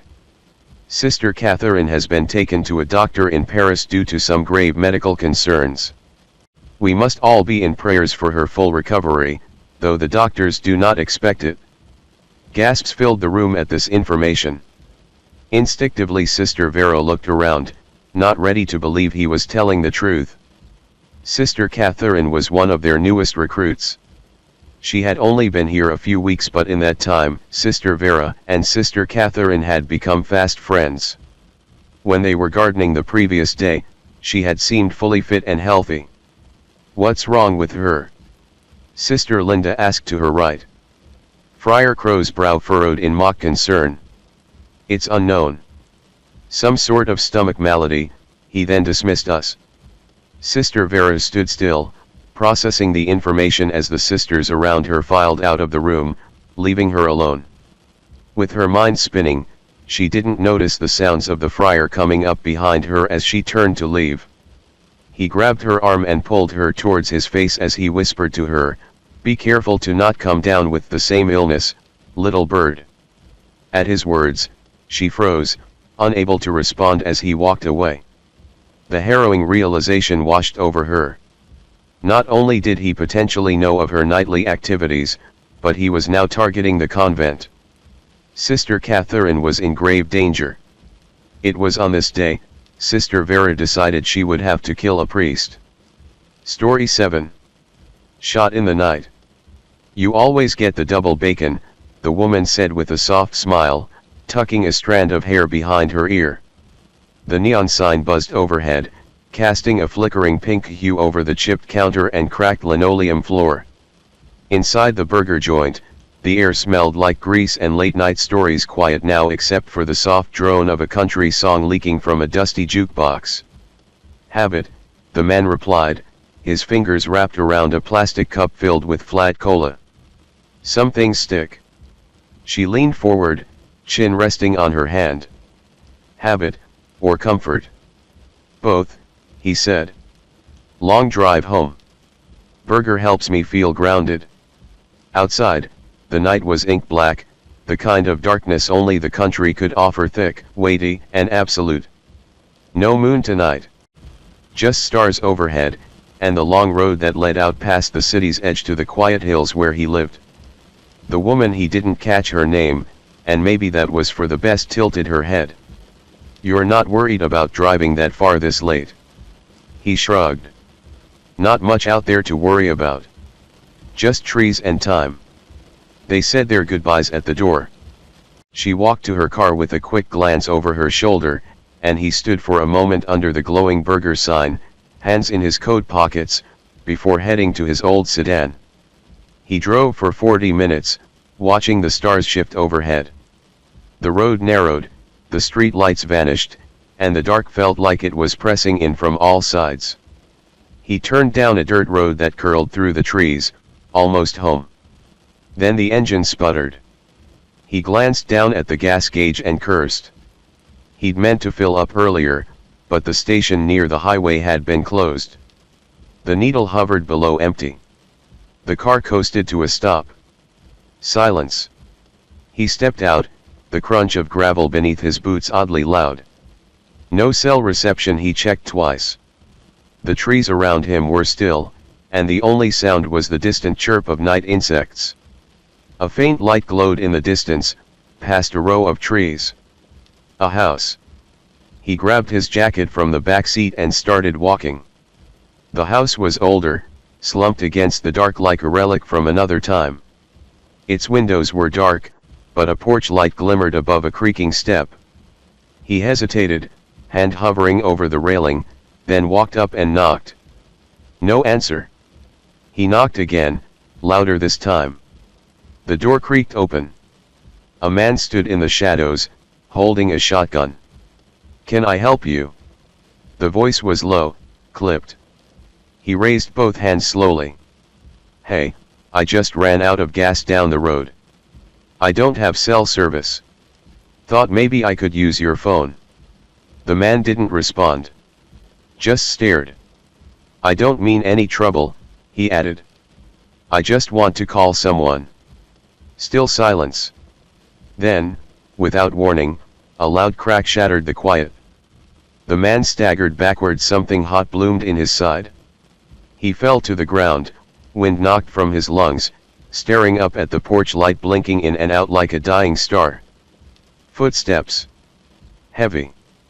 The man with the gun stood over him now. "You shouldn't have come here," he said. And then everything went dark. He gasped for air, pain searing through him like a fire that refused to die. His vision blurred as the cold earth pressed against his cheek, the rough texture of the gravel biting into his skin. His mouth tasted of metal, his lungs screaming for oxygen that wouldn't come. The porch light above flickered again, casting an eerie glow over everything. His hand instinctively reached for his side, the heat of blood slick against his fingers. It wasn't just pain now, it was a deep, bone-rattling numbness, as if his body was already preparing to let go. Footsteps drew nearer, heavy, purposeful. The man with the gun stood above him, his silhouette sharp against the dim light. "You shouldn't have come here," the man said, his voice low, almost disappointed. He tried to speak, but his throat was thick, choked with the sudden rush of panic that clawed at him. He managed a weak groan, struggling to hold on to consciousness. The man's boots scraped the ground as he shifted, bending down to examine him with cold eyes. The gun was still in his grip, and the barrel gleamed in the low light. He took a long, deliberate breath, as if he were savoring the moment. "You're not from around here, are you?" the man asked, his tone almost conversational. The question hit him like a slap. He tried to focus, to form words, but all he could manage was another gurgled breath. The blood was still flowing, warm and thick against his clothes, and he could feel it soaking through his jacket. "You were stupid, coming out here alone," the man continued, as if narrating his own twisted thoughts. "But that's fine. People make mistakes. They get curious. They poke around where they shouldn't." The man stood up, pacing slowly. The gun was still pointed in his direction, but the muzzle wasn't as threatening now. It was more like a lingering promise of further harm. "Do you want to know why I shot you?" the man asked, stopping and turning back to face him. His heart pounded in his chest, each beat like a drum in the silence of the night. He couldn't respond. His limbs felt heavy, too heavy to move, and his eyes were beginning to flutter shut. "Because people like you are a problem," the man said, as if the answer was obvious. "You don't understand what happens out here. You don't respect it. You come poking your nose into things you don't understand." The words were fading in and out, like the flickering of the porch light. His breath was shallow, his body weakening by the second. The darkness around him felt like it was closing in, suffocating him. The man looked down at him one last time, a flicker of something dark satisfaction, maybe passing over his features. "You're not the first one. And you won't be the last." Then, without another word, the man turned and walked away, his footsteps receding into the distance. The world felt farther away now, slipping from his grasp. And then it was quiet. The only sound was the distant chirp of the insects and the faint rustling of the trees. The man's footsteps faded into the night, leaving only the stifling silence in their wake. His breath grew ragged as he fought to stay conscious. The burning pain in his side felt like it was pulling him into the earth, but he refused to give in. Not like this. He had to survive. His fingers twitched weakly at his side, the blood now thick and slow beneath his grip. The sharp sting of pain had dulled into a cold, gnawing numbness, but there was still enough clarity in his mind to realize he couldn't stay here. He couldn't lie on this ground, bleeding out. His eyes flickered to the horizon, where the dim lights of another house glimmered faintly in the distance. He tried to focus on it, his vision swimming in and out, but he forced his body to move. Every inch was a battle, a fight between his mind and his body, which was growing heavier with each passing second. With a strained grunt, he managed to roll over, pressing his palms into the dirt. His legs felt like dead weight, but he fought to stand. His knees buckled, and he dropped to the ground again, gasping for air. "No," he thought, dragging his hand through the gravel. "I have to make it. I have to survive." The world was spinning, but his resolve wasn't. Slowly, he crawled, dragging himself inch by inch toward the light. It felt like hours, though it was probably only minutes, but every movement took everything he had. His blood left a trail behind him, staining the earth, but he pushed forward. When he finally reached the road, he collapsed again, the asphalt cool against his burning skin. His vision was blurred, and he felt a wave of dizziness wash over him, but the house, the faint glow of life, was close now. It was all he needed to keep going. His head lolled to the side as he raised his hand weakly. It felt like a Herculean effort just to move his arm. He tried to call out, but only a whisper escaped his lips. "Help," he barely managed to croak, his voice rough and hoarse. The house he was headed toward looked abandoned at first glance, but he noticed a dim light flickering through a window. He couldn't stop now. A car passed in the distance, its headlights cutting through the blackness, but it didn't slow down. The silence of the night mocked him, as if the world was moving on without him, indifferent to his struggle. He reached for his phone, but there was no signal. Of course, no signal. He'd been in the middle of nowhere. A few steps away, the porch light of the second house flickered as the door creaked open. He looked up, vision clouded, and saw a figure, a woman. Her face was hazy at first, and he couldn't make out her features, but her presence was unmistakable. She stared at him, her eyes wide with confusion, then shock, and finally concern. "Are you okay?" she asked, rushing toward him. He could barely hear her words over the buzzing in his ears, but the warmth of her voice cut through the fog. She reached him, kneeling beside him as he collapsed against her. His body shook with the effort it took to breathe. "I ran out of gas. I need help." His voice cracked as the words tumbled out. She gasped as she saw the blood soaking through his jacket, the deep red stain spreading quickly. Her hands were frantic as she fumbled for her phone. "You need an ambulance. Stay with me." He nodded weakly, trying to stay awake, trying to stay alive. The adrenaline was beginning to wear off, and the overwhelming wave of exhaustion was threatening to drag him under. She pressed a hand to his shoulder, her voice shaking. "I'm calling for help. Hold on, okay? Please hold on." He didn't know if he could. His body felt as though it was already slipping away, but the image of the man with the gun haunted him. The man who'd just shot him, who'd threatened his life for no reason at all. He couldn't let it end like this. "I will survive this." His hand moved slowly, finding her wrist, his fingers brushing her skin as he squeezed gently. He wasn't sure if it was his body or his mind that was failing him, but he clung to the feeling of her presence, the warmth of someone willing to help him when no one else would. The woman was speaking into her phone, and he heard her say, "There's a man here, shot, yes, the address is, please, hurry." The words echoed in his brain, and for the first time in what felt like forever, he allowed himself to close his eyes.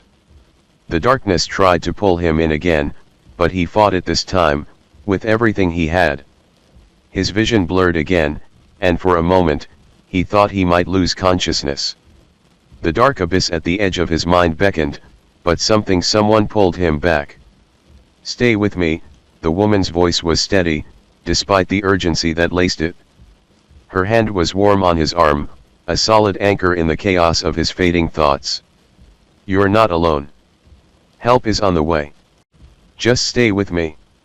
Her words were like lifelines, pulling him from the edge of oblivion, but it was getting harder to hold on. The blood was still flowing, sluggish but steady, and each breath felt like it was costing him more. The world swam in and out of focus, and he couldn't tell where the ground ended and the sky began. "Stay awake," she repeated, her voice now close to his ear, as if she could reach inside his mind and force him to listen. "I need you to stay awake.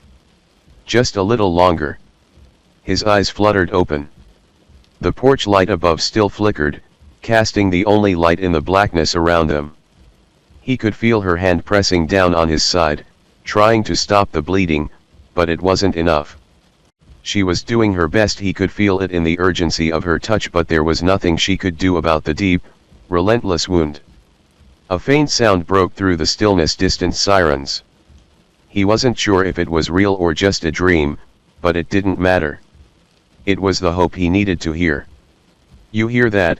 she asked, a note of relief creeping into her voice. "They're coming. Hold on, okay? Help's almost here." He tried to nod, but his head felt too heavy, too detached from his body.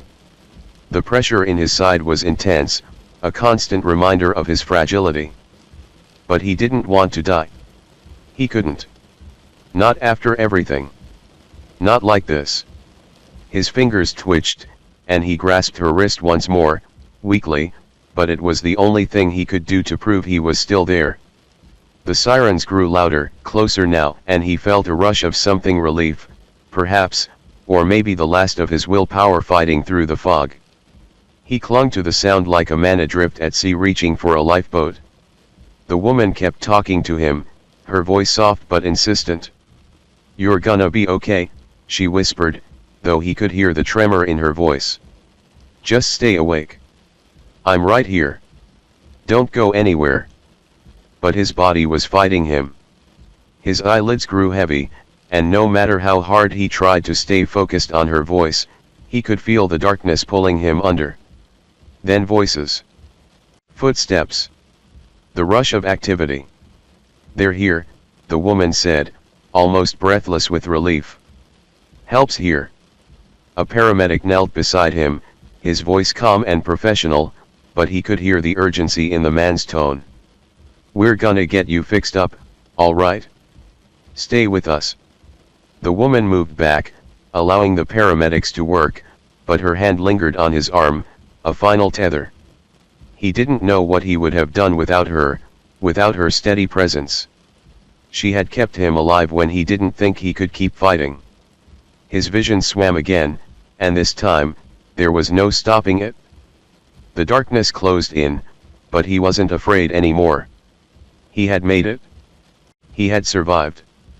As the paramedics worked to stabilize him, as they loaded him into the ambulance, he could hear the woman's voice one last time, faint but clear. "You're going to be all right," she said. "You're going to make it." And then, the world went black. When he woke again, it was to the soft beep of a heart monitor and the sterile scent of antiseptic.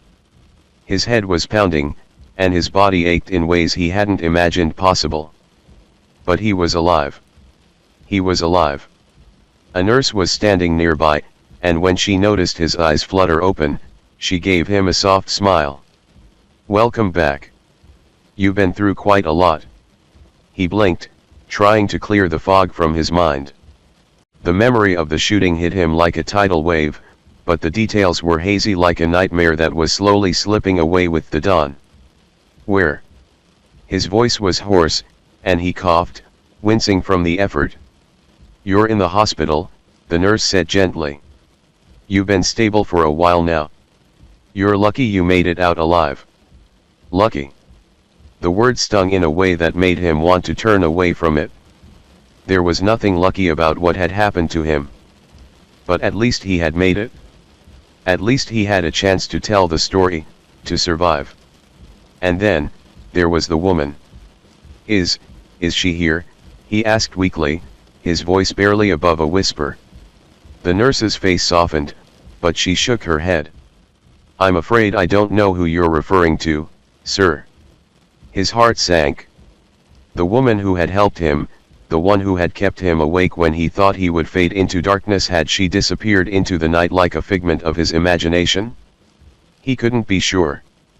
But one thing was certain, he had survived. He had escaped the danger, and somehow, someone had made sure he didn't die alone. As he lay there, waiting for the next wave of answers, he couldn't help but wonder if he would ever learn the truth about the man who shot him and the woman who saved him. But for now, he was alive.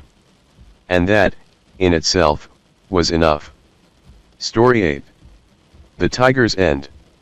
Captain Sphinx had found himself in dangerous environments before, both in the skies above and down on the ground.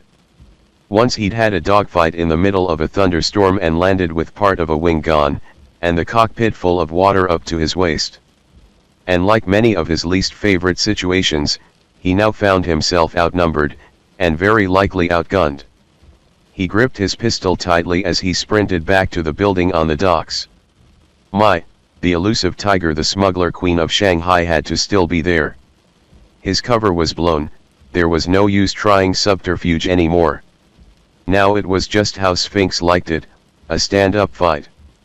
He heard gunshots not far ahead, Tex and Trevor. His wingman. His friends. Sphinx grit his teeth. I have to get to them."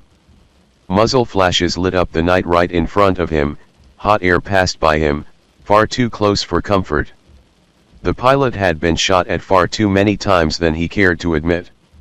He threw himself down on the wooden dock, crawling to a weathered crate. The gunman up ahead fired again, and Sphinx returned fire, aiming for the muzzle flashes. The gun jerked in his hand, the report deafening him, more muzzle flashes and more retaliatory shots back. Sphinx huddled down and waited before hesitantly peeking out from behind his crate. There were no shots being fired at him, so he hesitantly began to move forward again, gun at the ready. His eyes adjusted to the dim paper lanterns that hung around the dock, enough to notice silhouettes moving towards him. One of his shadowy foes hefted something to their shoulder and Sphinx wasted no time popping off 2 rounds into them. The figure fell back with a cry, letting out a burst of automatic fire into the air as they fell. The other figure charged Sphinx with a broad-bladed hatchet. "Ah, cripes!" Sphinx shouted as he fired. The figure stumbled from the impacts but kept charging him, probably high on opium. The skinny pilot ducked a vicious swing meant for his neck and fired point blank at the figure's head. The dim lighting spared him from seeing the gruesome results of his shot, but the mad axe wielder went limp instantly and fell to the damp docks with but a few twitches. Sphinx breathed a sigh of relief. There was still the sound of gunfire, which meant Tex and Webster were still alive and fighting, and that gave him comfort to press on. He would need it, for as he drew closer to the tea house, he found even more of Mai's goons bearing down on him. Some wielded firearms and some melee weapons as they bore down on him, and Sphinx found himself out in the open. Only one thing to do. Go nuts. He drew the second pistol he'd procured. Always wanted to do this, Sphinx grunted as he fired his guns wildly. They weren't the most accurate shots, but they sent a lot of lead, and caused his foes to either dive for cover or, for some of the unlucky ones, fall screaming where they had once stood. He kept moving forward in a zigzag as he fired. One pistol clicked empty, the charging handle locking back as Sphinx chucked it at his foes. He fired the last few rounds in the second pistol, and then found himself facing down a man armed with a peculiar dual sword set. They were called butterfly swords if Sphinx recalled correctly. A pretty name for something so deadly. The pilot leapt back as his foe slashed at him. Sphinx tried to move in with a jab before his foe recovered but found the wind blasted from his lungs by an unforeseen kick to his torso.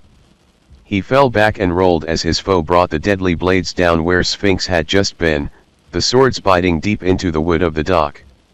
It was but a short window of opportunity for Sphinx to turn the tables. He took his chance.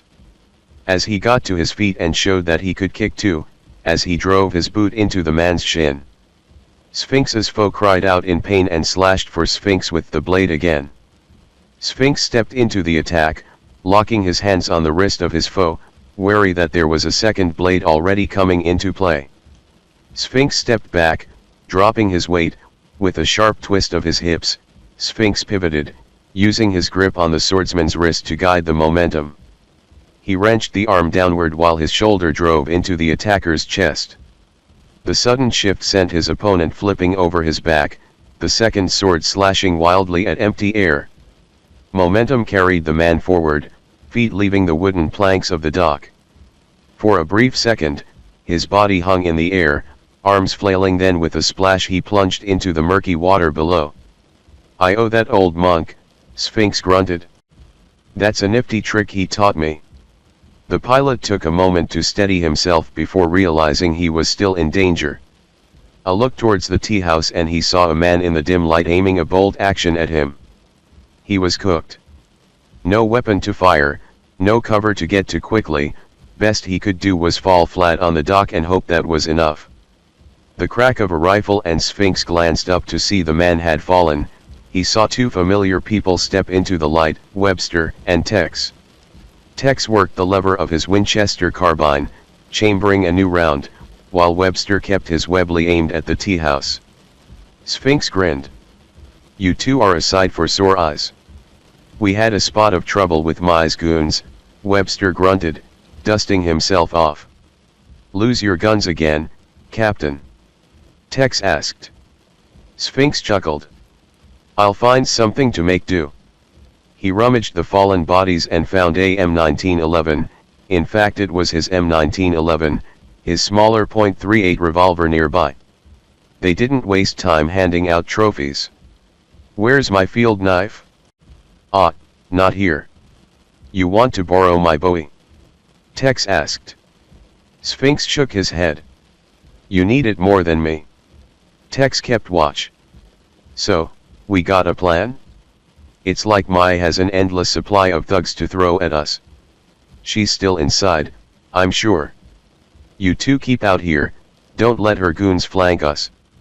"I'm going in there." "Careful ol' chap," Webster cautioned. "Mai has shown she's as smart as she is deadly." Sphinx nodded before moving to the tea house door. He fired through it a couple of times before kicking the door open and crouching as rounds were fired in response, with Tex laying down covering fire, working the lever of his carbine. "Go, James!" Webster shouted. Sphinx moved in, firing at anything that moved, not taking chances in a house full of gangsters. He ducked a club meant for his head and freed his revolver, firing 2 shots as he rounded the corner. He could see one guard barring the way between him and the door down the hall.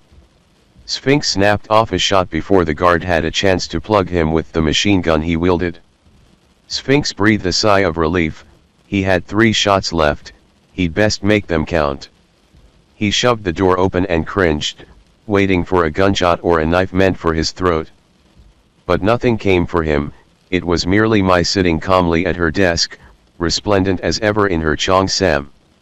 Well, you are hard to kill it seems," she said softly. "Now what do you intend to do now?" Sphinx kept his revolver trained on her. "I want to know about Yao." She smirked. "Awfully obsessed with that pirate, aren't you?" "What about me? You going to let me walk free?" Sphinx bit his lip. "Depends on how useful you're going to be." Another smirk as she started to stand. "Ah!" Sphinx warned. "Slowly, now. You're not going to shoot me in cold blood," Mai said confidently. Sphinx fired at the ceramic vase on her desk, causing it to explode in 1,000 particles and Mai to flinch. "You sure about that?" She dusted herself off and merely grinned as she finished standing. "Absolutely. Not only am I valuable, but you are too noble." Sphinx scoffed, not lowering the gun. "Maybe you're overselling yourself. After all, I can't trust any info you give me now, and you wouldn't want me walking free knowing what I know about you." "Smart boy, why don't you look in the file cabinet?" Mai suggested. Sphinx looked at the cabinet and then at Mai. "How about you be a doll and open it for me?" Mai laughed. "Really now? You think I booby-trapped it?" "Thought crossed my mind," Sphinx replied. Slowly and deliberately Mai unlocked the file cabinet. Even an illicit business like mine needs to keep records. "Here's everything I have on Yao." She pulled a stack of papers bound together in a folder before she flung the folder at Sphinx's face with a flick of the wrist. Sphinx fired blindly and then felt a foot slam into his wrist, sending his revolver flying away from his grasp.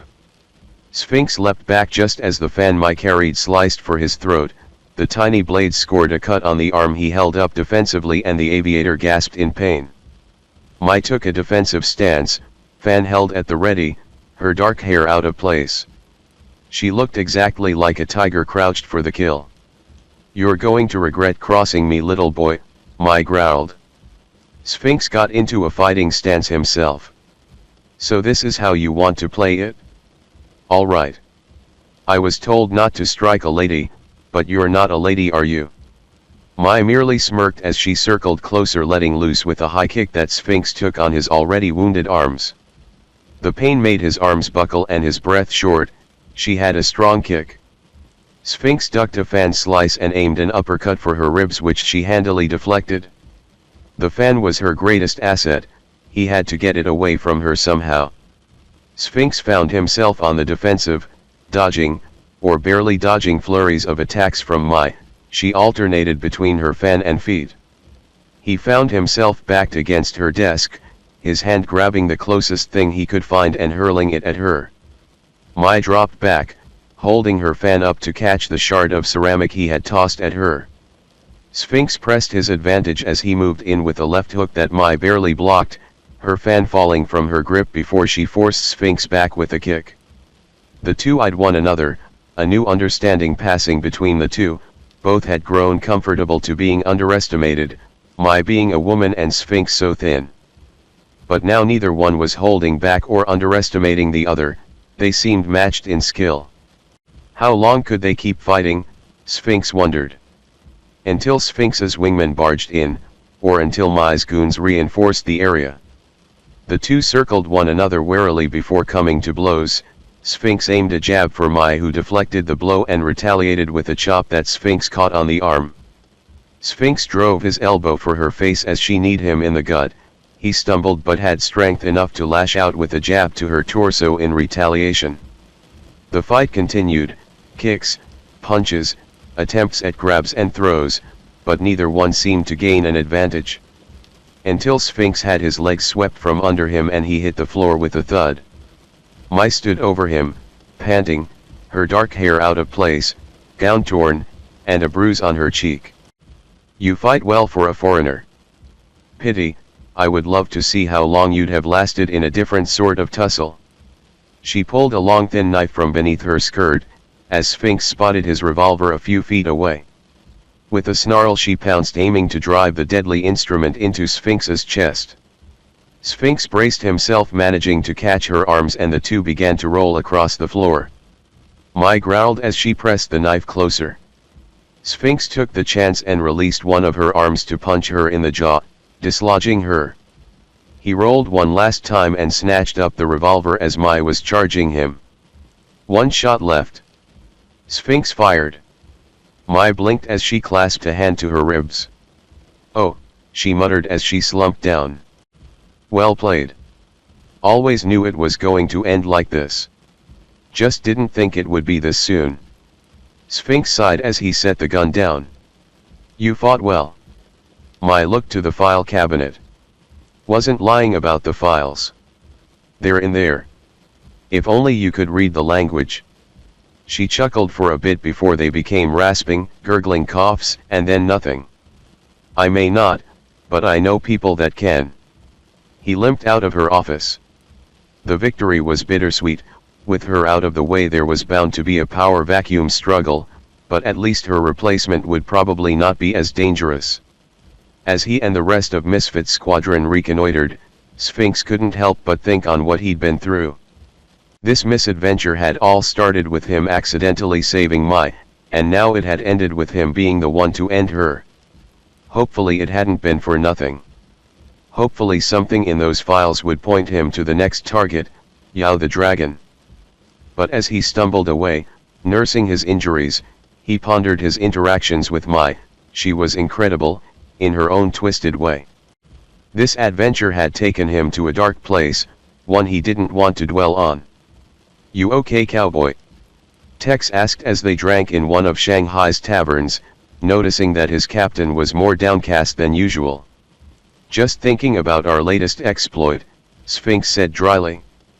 There was a pause. We were playing a role, but it was easy to get lost in that role. You'll get over it, old sport, Webster said, wrapping his arm around Sphinx's shoulder. Sphinx looked into his brown drink, seeing a distorted reflection. Maybe. Story 9. I found out who I am. I found out who I am. I was born into a working-class family. My father worked as a machine tool operator in an industrial town in the north of England. My mother had married below her station in the town's social world as she was a teacher. In marrying my father she stepped down to his level of a working-class member. All this at birth and for several years after meant nothing to me. It was in my early teens that I started to understand the complex undercurrents of living in a structured and closed community. Father was a good-looking man. He had all the charm of being Irish. He loved playing his guitar and singing ballads to anybody who would listen. No doubt these attributes seduced my mother. His working life only meant one thing for him, a paycheck at the end of the week. he suffered a few years of not working due to companies closing or reorganizing their workforce. He always laid the blame for these periods on the capitalist system that valued profits above labor. He could never understand that without labor there would be no profits. Sometimes when I came back from school I would see a sad, unwanted figure playing his guitar. Occasionally I asked myself if the world was being fair with him. Although he loved his paycheck, he was an excellent worker, always on time and a skilled operator. In these periods of father not working, my mother suffered as slowly the Irish smile and charm started to disappear in his despondency. As I was their only child, I believe my mother was determined I should climb the social ladder by being a brilliant student. Lessons in school were instructive and interesting, but compared to my mother's additional lessons at home made school lessons dull in comparison. This additional tutoring always put me at the top of the class. Quite early my mother realized I had an extraordinary gift for languages. At a very early age I could mimic sounds and phrases to perfection. I was also fascinated in words, the construct of a language, and meaning of the written word. For several years Latin, being the foundation of many European languages, was on the list. With heartfelt thanks to my mother I got a scholarship to Cambridge to continue my studies of languages. Naturally, in celebration of the scholarship, my father wrote a ballad about a mother and son leaving for a trip to Europe. I am glad to say he was working at the time, but deep down I knew he felt society's judgment would take me up the social ladder to a place where he did not belong. Cambridge at first was daunting. I would not say it was a melting pot of bright students from all sectors of the country's communities. It was dominated by students from private schools, and well-off families' backgrounds. Students that had lived privileged lives and expected this lifestyle to be their birthright. I tended to concentrate on my studies and not participate in the many social activities the university colleges offered. My professors soon found out I had exceptional talent for languages. They arranged for me so that in my second year I could benefit from a diversified European exchange program. This meant spending 4 to 5 months in 3 prestigious universities, in Paris, Rome, and Berlin. When I told my parents, they of course showed their pride in their son being favored by the university. They said they would miss my monthly visits. Father even suggested he would try and find the money for a visit on the continent. In saying this I knew he was struggling financially, as during my time at Cambridge the company where he worked had been sold and new owners, in an endeavor to squeeze out more profit, had let 30% of the workers go.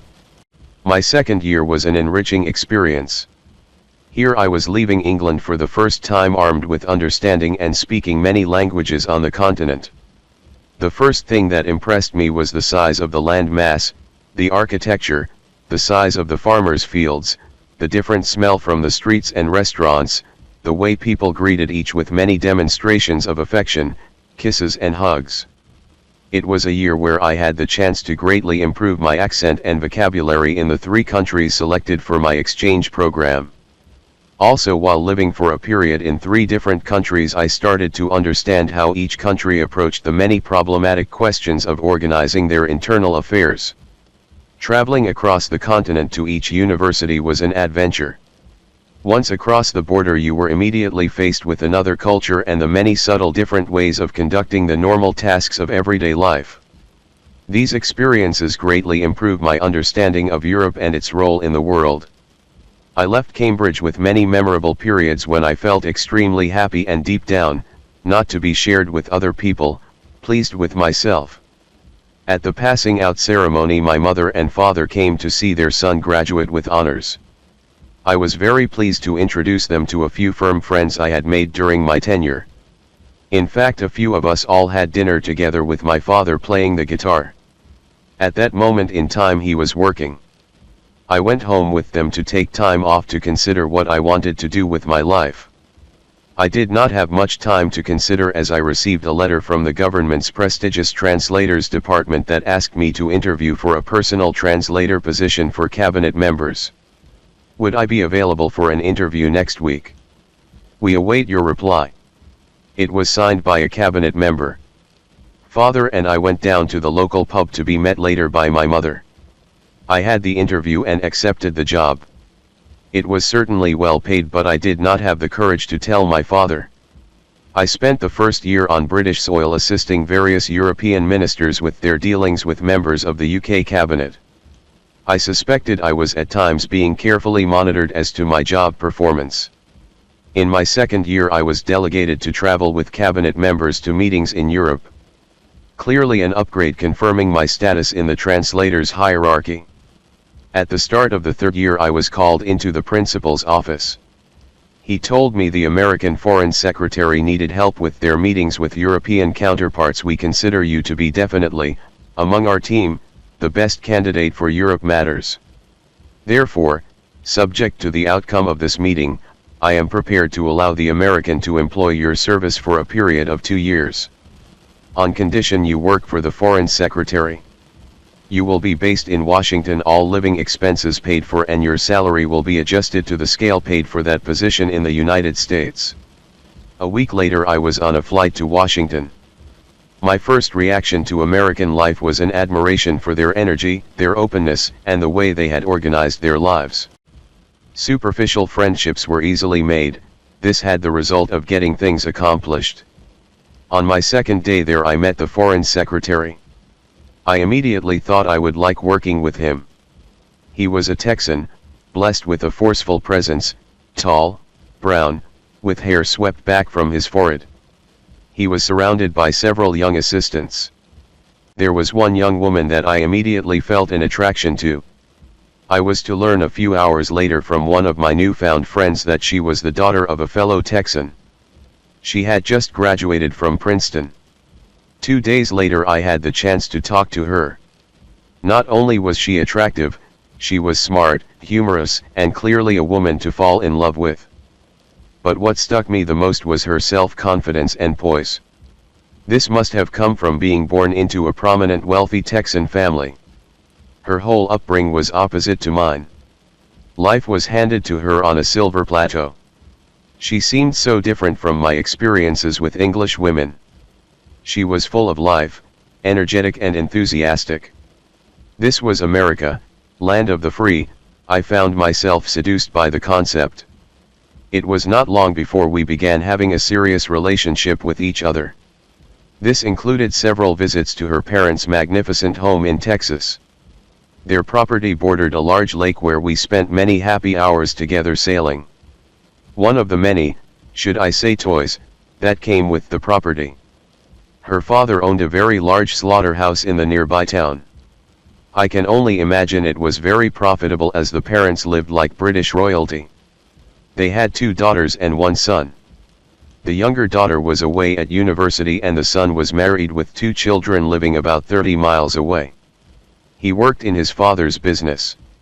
I enjoyed going there and was always warmly welcomed. I think they thought I was an ideal match for their daughter. I had already written to my parents informing them that I had met the person I loved and wanted to spend the rest of my life with. It was just a question of time before I was going to propose to her. My mother wrote back asking me to describe the family I was going to marry into. I called her and gave a full account of my love for Megan, her background, and a description of the family. My mother said she was so happy for me. The world I was walking into sounded like some Hollywood film. Father took the phone to congratulate me, but he did add a warning. The higher you climb, the harder you fall. They were both anxious to know when all would be official so that they could plan to come to the wedding ceremony. About 2 weeks later, after my proposal of marriage to Megan and her acceptance, we went to Texas for a long weekend to celebrate with her family. That Sunday afternoon my whole dreams of a life with Megan ended. It was a fine afternoon for sailing with gusts of strong wind crossing the lake. I needed a little respite from all the festivities at the big house with their relatives and friends. Megan and I decided to take the Sapphire sailboat out, which was moored at the bottom of the big lawn. In good wind conditions the Sapphire is a fast boat. It has a small sun deck at the back. As we made our way up the lake we saw several boats out enjoying the weather conditions. Megan was lying on the sun deck talking out her father's problem at his company. Apparently his workers were about to go on strike, claiming higher wages and better working conditions. This situation had been in discussions for some time. It appeared the workers knew that the company was making exceptional profit, so they could not understand management's position. I remarked that maybe they had a point. I was shattered and totally surprised at Megan's reply. No, I disagree. They are there to work and not interfere with management decisions. Let them strike, they will soon feel the cold winds of reality. For some unknown reason I saw for a minute the ghost of my father arising from the lake, only to push him down again. I suddenly realized I had been living in a dream, contrary to the moral and ethical values I hold dear. My anger with Megan's remark was like lightning striking. Her parents, friends, and relatives were not a part of my world. I heard Megan stand up, preparing herself to take the wheel from me. In a rage of anger at myself and her, I jibed the boat. The mainsail boom hit her on the head and knocked into the lake. I immediately dived in, leaving the boat to continue on its merry way. I could not see her on the surface, so I dived down in an attempt to find her. On my third attempt I found her lying on a rock about 8 meters down. I came up one more time, took a deep breath and went down again to try and bring her to the surface. I nearly drowned myself in my Herculean effort. When I came to the surface with Megan in my arms, there were already 2 boat crews that saw what had happened and had immediately come to help. My love of a few hours ago, my false dreams and the whole idea of forming a family were lost in the waters of the lake. My reaction to Megan's insensitive words and the ghost of my father made me realize who I was. I stayed with the family for a week to lay Megan to rest in the family grave. Our collective sadness was deeply moving. The family told me I was now part of them and would be always welcome. I left for Washington with the words of Oscar Wilde ringing in my ears. Each man kills the thing he loves, by each let this be heard, some do it with a bitter look, some with a flattering word, the coward does it with a kiss, the brave man with a sword, some with anger and shame. David Nutt, April 2025.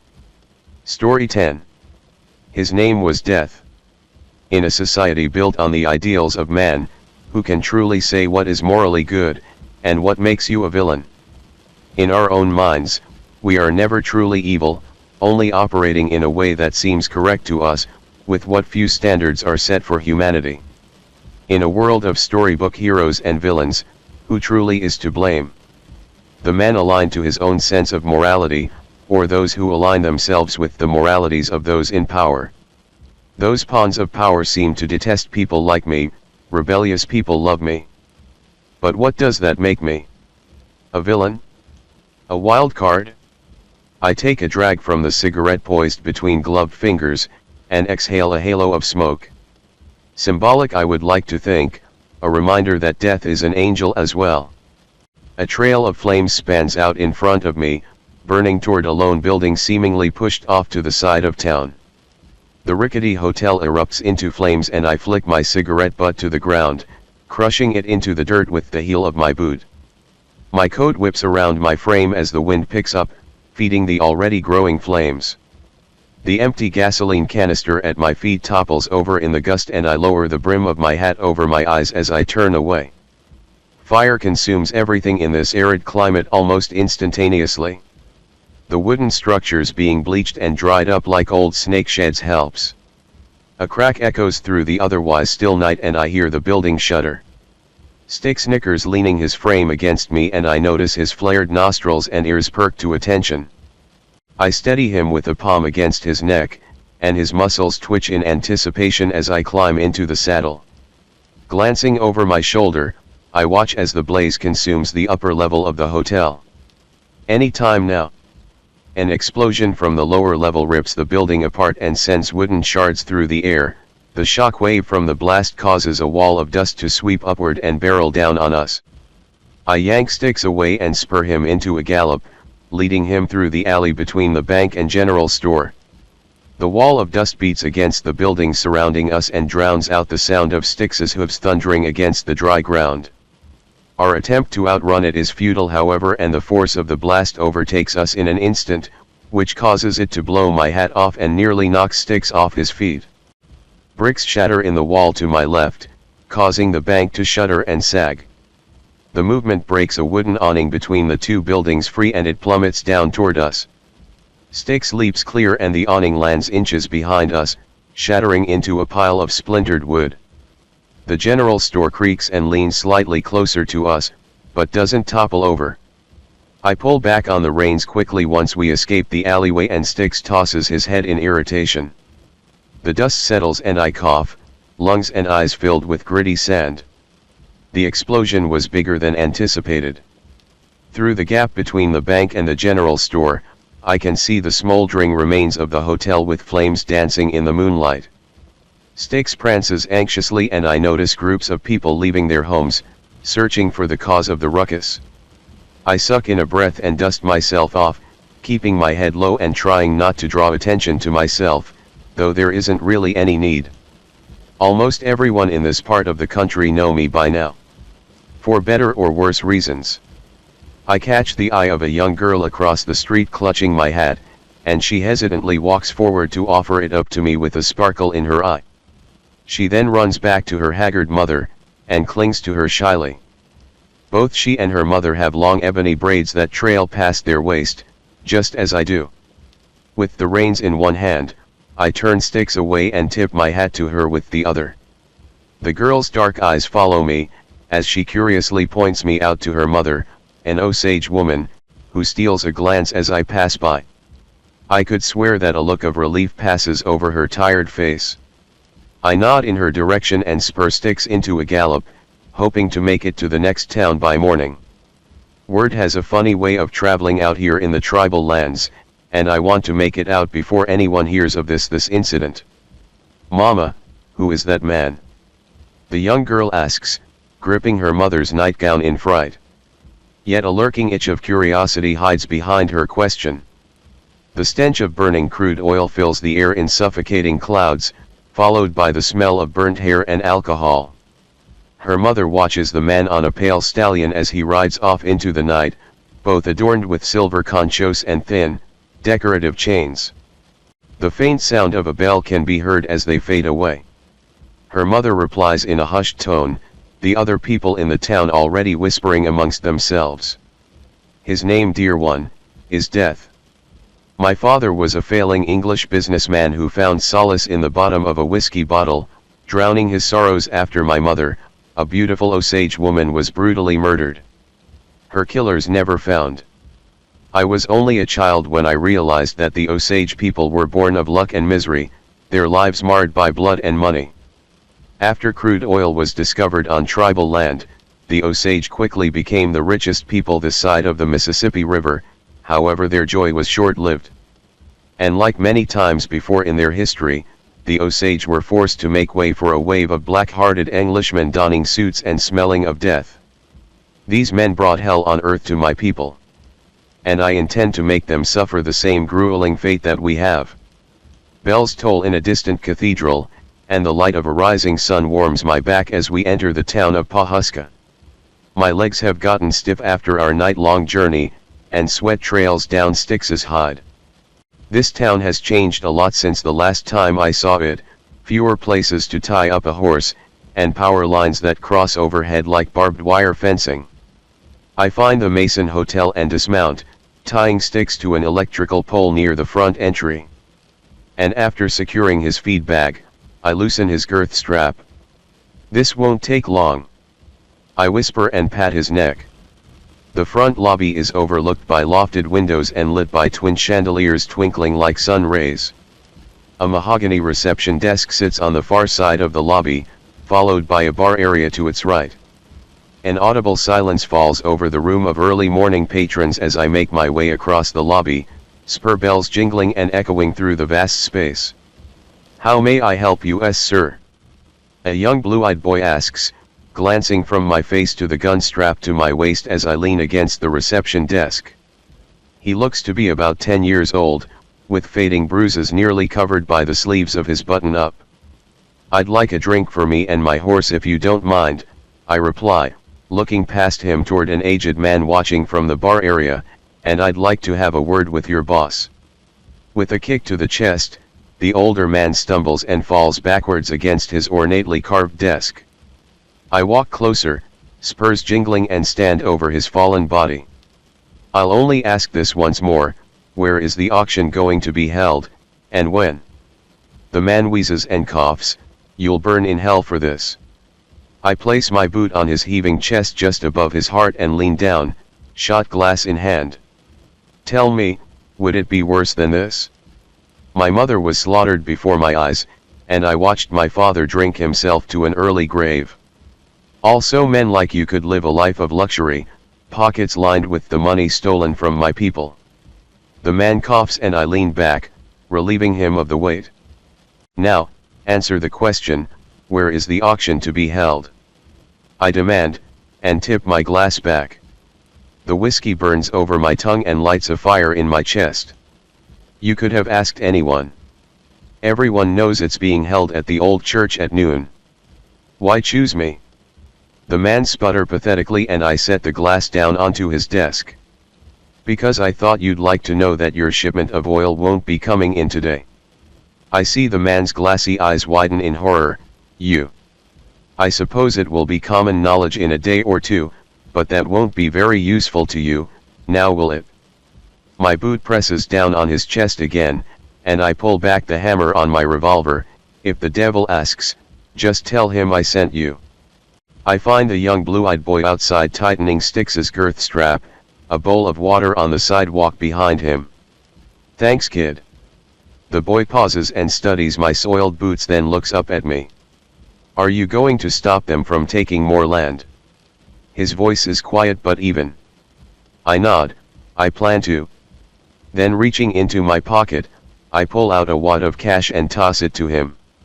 His gaze flicks to mine and his hand clenches around the money in a fist. Those men, they killed my sister and her husband. I nod somberly, I understand. The boy pats Styx and scurries off, glancing at us a few times over his shoulder. I untie Styx and step into the stirrup, noticing that the blood spattered across the top of my boot is already crusting over. Let's finish this, shall we? I see women and children peeking out of windows, and retreating behind lace curtains to exchange hushed words. I pray to God that none of those businessmen are their husbands or fathers. The church is an old wooden building, long abandoned and forgotten. Most of the stained glass is missing in the narrow windows, and the doors lean crooked on their hinges. What once was a place of worship, now a place of business it seems. I click my tongue at the thought and dismount Styx, leaving him to graze in a nearby field. The sun is now high in the sky, as I make my way toward the back door of the church. From my earlier visit, I remember that the back door leads to a room where all the instruments used to be held for the Sunday choir. And this room has a door that opens onto the stage where the auctioneer will be standing. Perfect. I pull my hat off and pry the back door open as quietly as possible, the odor of gasoline and crude oil reaching my nose the second I enter the room. Gallons of both oil and gasoline had been stashed away in the sanctuary, most likely the night before, and seemingly awaited the next shipment. However, it wouldn't be arriving today. I hear the auctioneer prattle off prices and bids, while the floor beneath my feet bows and creaks as I shuffle toward the stage door. The room is dimly lit only by the slightly open door behind me, and the light filtering under the door ahead of me. Sold to the gentleman in the tweed vest. The auctioneer booms and I click my tongue again. Pushing the door open, I step out onto stage and my arrival causes a variety of reactions. So, my reputation precedes me.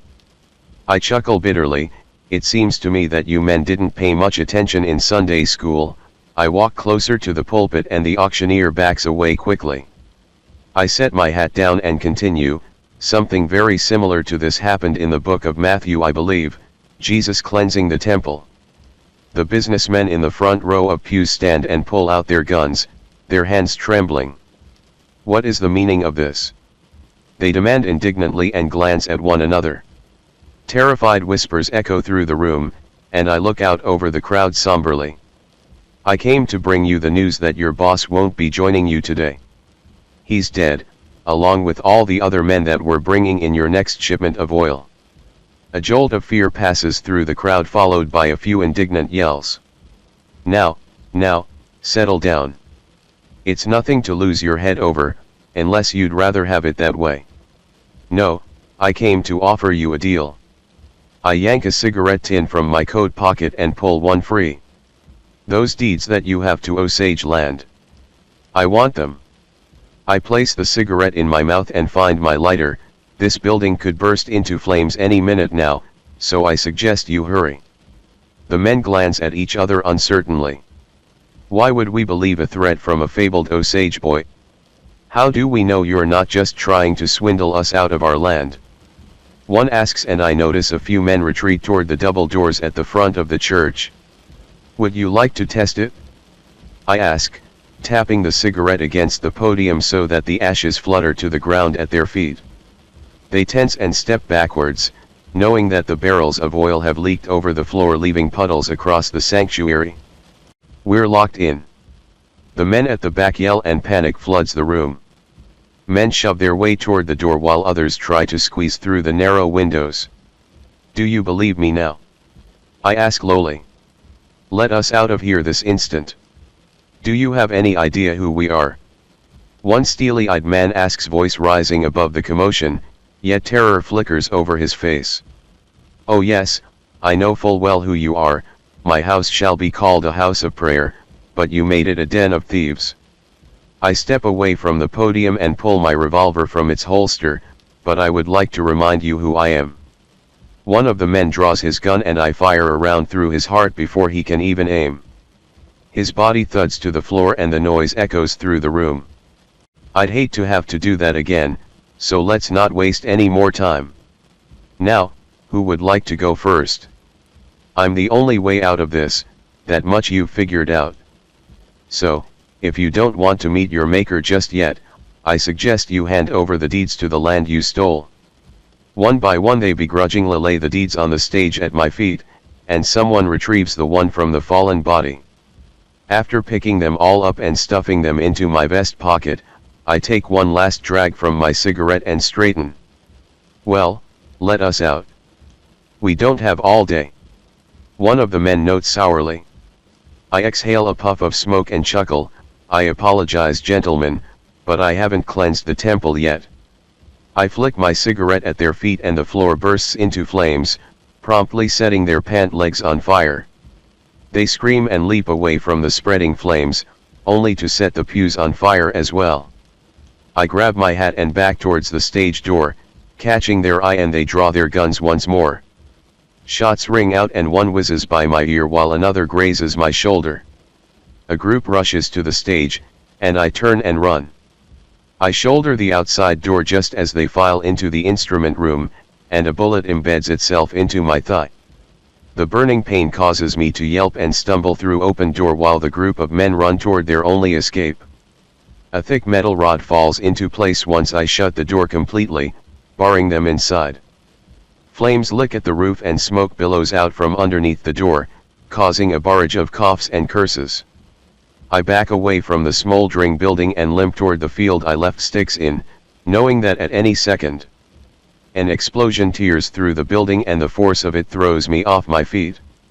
I land in a heap at the foot of a nearby elm tree, and lay gasping for breath. Glancing up through the cascade of singed hair that's come loose from my braid, I watch the church collapse.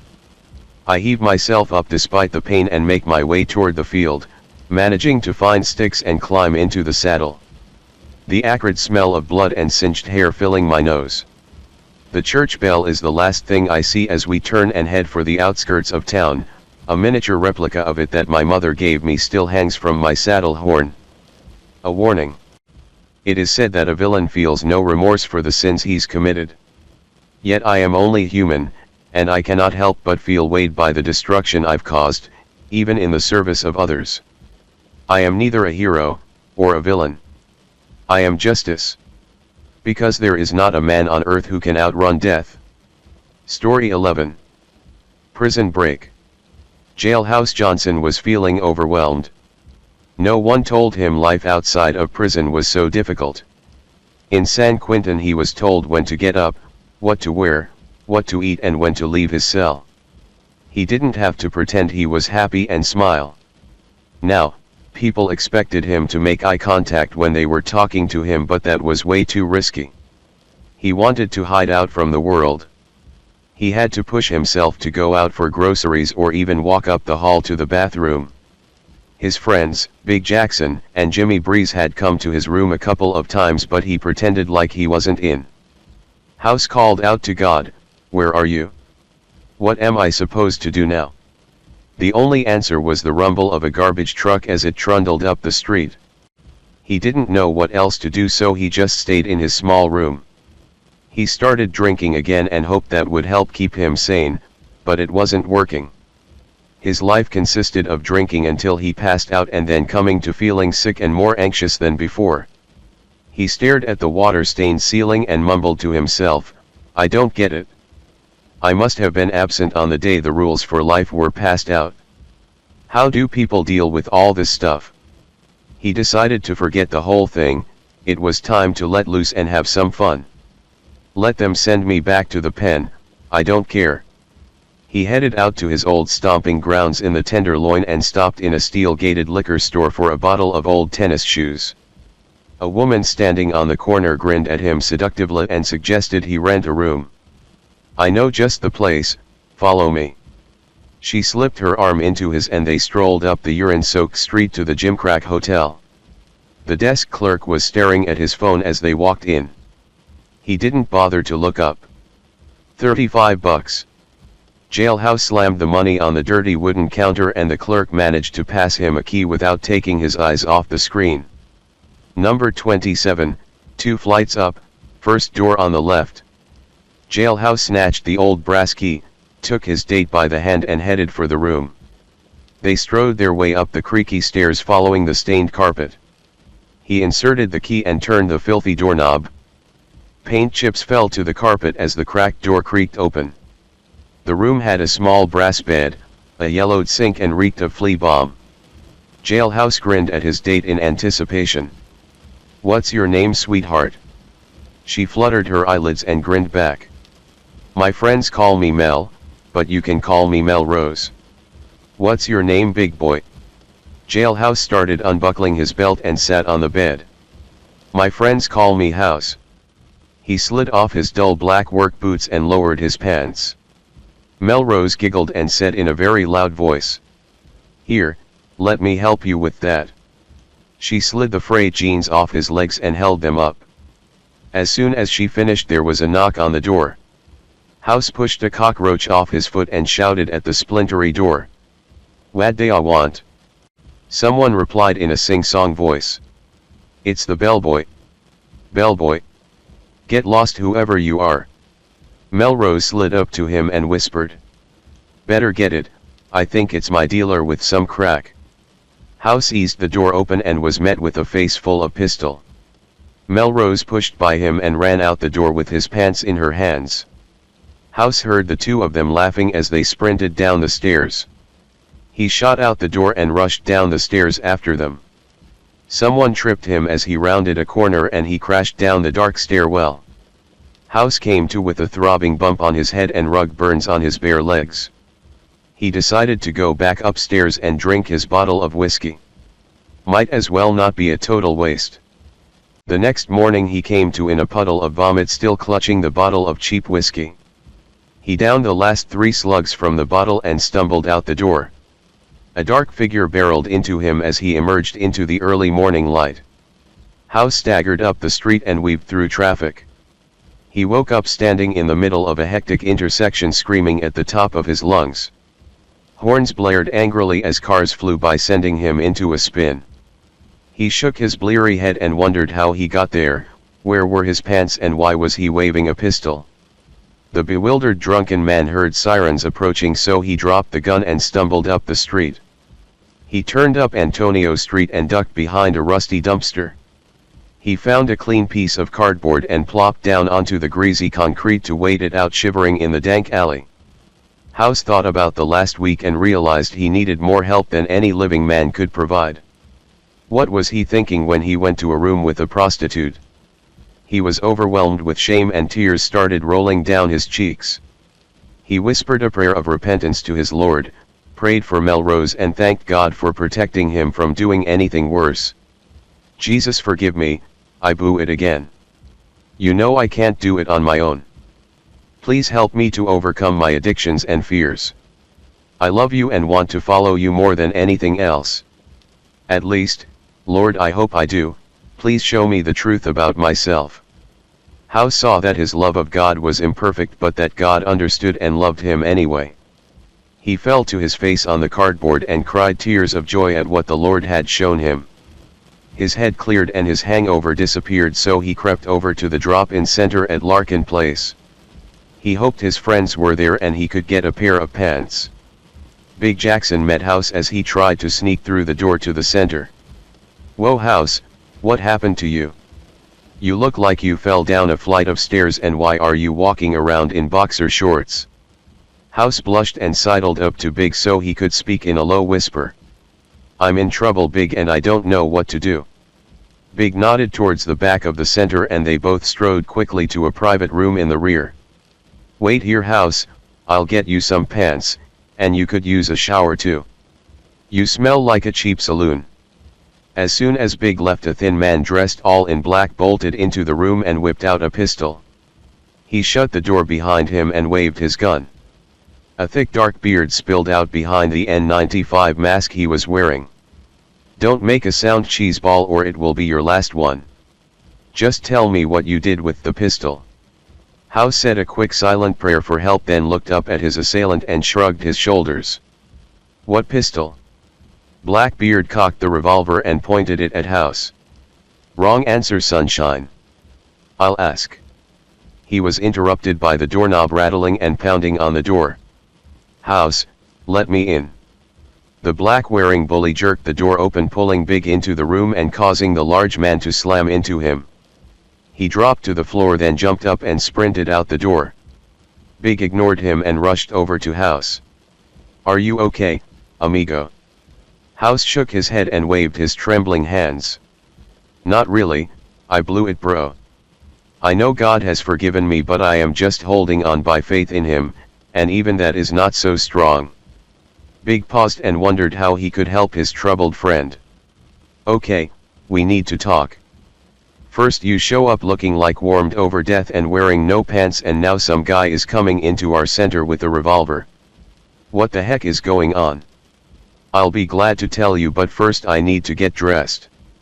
Give me a minute here. He slid into the baggy jeans, but there was no way his skinny body could hold up the worn pants. Big chuckled and handed him a faded black belt. House cinched it around his scrawny waist. Big handed him a pair of clean white socks and waited while his friend slipped his feet into his old black boots.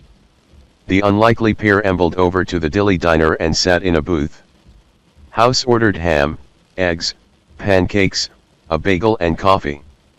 Big ordered a San Francisco omelet, home fries, and coffee. When the food arrived, House took a long drink of his coffee and sighed. Nice to sit down and share a warm meal with a friend. It has been too long. Me too, it's so good to see you again. I thought we had lost you. House took a deep breath and silently asked for help. This was his best friend Big, and he couldn't bring himself to lie. It's been a rough go. Too many unfamiliar things for me to deal with, you know what I mean. He told him about being overwhelmed by everyday decisions and responsibilities that he didn't have in prison. Big reached out and touched his shoulder. No worries, you know I spent my time in the joint too. It has taken a long time, but I am slowly learning to live on the outside. House smiled and shook his head. Thanks bro, sorry about avoiding you while I freaked out and got drunk. Okay, so you messed up, started drinking, and it blew up in your face. What's done is done, but the real question is, what are we going to do now? Did you know the cops think you took a shot at the district attorney? If they pin this on you, they will lock you up for good. What? This is getting crazy. I don't even like guns, and I have had them pointed at me twice in the last 24 hours. Now, the cops think I took a shot at the DA. Big shook his head and smiled at House. I know you have issues, House, but I also know you are not normally a violent man. No way you would shoot at someone. House stared out the window looking for answers. I need to find out what happened between the time I was knocked out and when I came to in the middle of the street holding a gun. Big jerked his head towards the door when he heard it open. House saw him breathe a sigh of relief and turned to see Jimmy Breeze rushing towards their table. House, you need to lay low for a while. Shortly after the guy with the revolver left, the cops came by the center looking for you. Before anyone could respond, Big jumped up when he saw the thin, bearded man rush by the window. Speaking of which, there goes our friend with the gun, let's go after him. He slammed a few bills on the table and they all charged into the street just in time to see their target zip around the corner onto O'Farrell. Jimmy Breeze took off like a shot, outrunning Big and House with ease. The two friends turned the corner to see Jimmy tackle their lean assaulter to the sidewalk. Big rushed over just as the guy shook Jimmy off. He grabbed the bearded thug and slammed him into the wall of the Super 8 hotel before he could pull out his gun. Big slammed him again and growled in his face. Who are you and why are you threatening my friend? Pistol Boy tried to knee Big in the breadbasket, but the big guy turned sideways. Jimmy Breeze rushed up and kicked the guy where it would hurt the most, and Big slammed his captive against the wall again. This time his head pounded against the brick wall behind him. Jimmy stared at the guy and frowned. Well, if it isn't Shoelace Pedrinsky. You always were a jerk and it seems you haven't changed. Jimmy reached into Pedrinsky's jacket and pulled out a gun. Oh, look what I found. Let's see if this thing is loaded. He held the pistol up to Pedrinsky's head and pulled back the hammer with a click. Pedrinsky tried to back away from the gun, but Big held him in place. Okay, don't shoot, I'll talk. Jimmy backed the gun off a little and waved it in his face. All right, start talking. That revolver your friend was holding is a Civil War antique. It is worth about 300,000 and I wanted it back. Jimmy shook his head and glared at him. Oh really, where did a punk like you get a valuable pistol? Pedrinsky raised his hands up in surrender and sighed. I was pulling a job last night at some rich guy's house and he had it mounted on the wall. I grabbed it and took off, but the house alarm went off. The cops were chasing me when I crashed into jailhouse and shoved the gun into his hand. Big gave the guy a hard shove and he landed on his back. Well, we don't have it now, so lay off. Pedrinsky looked over at House, who had been standing silently the whole time. I know, the cops just found it and now they are looking for you, House. Jimmy looked down the street and saw a cop car. He started waving his arms frantically to get their attention. Pedrinsky tried to run, but Big tackled him again. The car cruised over and the passenger door flew open. Officer Gonzalez stepped out and quickly drew his own pistol when he saw Jimmy holding a gun. The driver's side door flew open and Officer Chow jumped out and drew her own weapon. Drop the gun, Breeze. Do it now. Jimmy gently set the black pistol down on the concrete and then raised his hands. Gonzalez stepped forward slowly. What are you three dopes up to? And who are you manhandling, Big? Big gave Pedrinsky another shove. This guy stormed into the center and pointed that gun at House. He says he stole a valuable antique pistol and was running from the cops. He slammed into House, shoved the gun into his hands, then ran off. Chow walked over to the curb and stared at Big and his prisoner. A smile broke out on her face. Oh yeah, that's Shoelace Pedrinsky, we've been looking for you, wise guy. Next time you break into a house and fire a shot at the district attorney, don't turn around and smile at the security cameras. What, you think you are a movie star or something? She strolled over to Big and snapped a pair of cuffs on Pedrinsky. Come along, little fella, we want to talk to you. Gonzalez put on a pair of gloves and carefully picked up the pistol that Jimmy placed on the ground. He put it into an evidence bag, then smiled at the three stunned men. Okay, relax fellas. You can put your arms down, Breeze, we know you're not a threat. He pointed to the evidence bag in his hand. Wanna bet that this is the gun Pedrinsky used to shoot at the DA? House stepped forward with his hands out ready to be cuffed. Gonzalez chuckled and patted him on the shoulder. "Don't worry, House, you may be stupid but we know you didn't steal the pistol. You look terrible, by the way. I hope you are not going back to using and drinking. You've been doing so good lately. Be careful, will you?" Officer Chow was reading Shoelace's rights while she was shoving him into the back seat of the patrol car. She shut the door and looked over at the three Tenderloin residents with a head shake. "You three gorillas, look out for each other, okay? I'd hate to send any of you back to jail. That goes for you too, Jailhouse." The two cops drove off and House, Big and Jimmy Breeze just stared at each other for a moment. Big was the first to chuckle, then Jimmy joined him. It wasn't long until Jailhouse Johnson realized he wasn't going back to prison and started laughing too. The three of them stood on Jones Street and started thanking Jesus in loud voices. People passing by wondered what had happened to the three men who they used to avoid. Jailhouse Johnson still couldn't wrap his arms around how everyone else managed to thrive outside of prison, but he knew he had two friends that truly cared about him. The realization made him think about how much God loved him despite all the times he struggled with things that everyone else took for granted. He said a silent prayer and asked God to use him to help others who were having the same struggles as him. He laughed at the garbage truck as it trundled up the street. God sometimes answered prayers in very unexpected ways.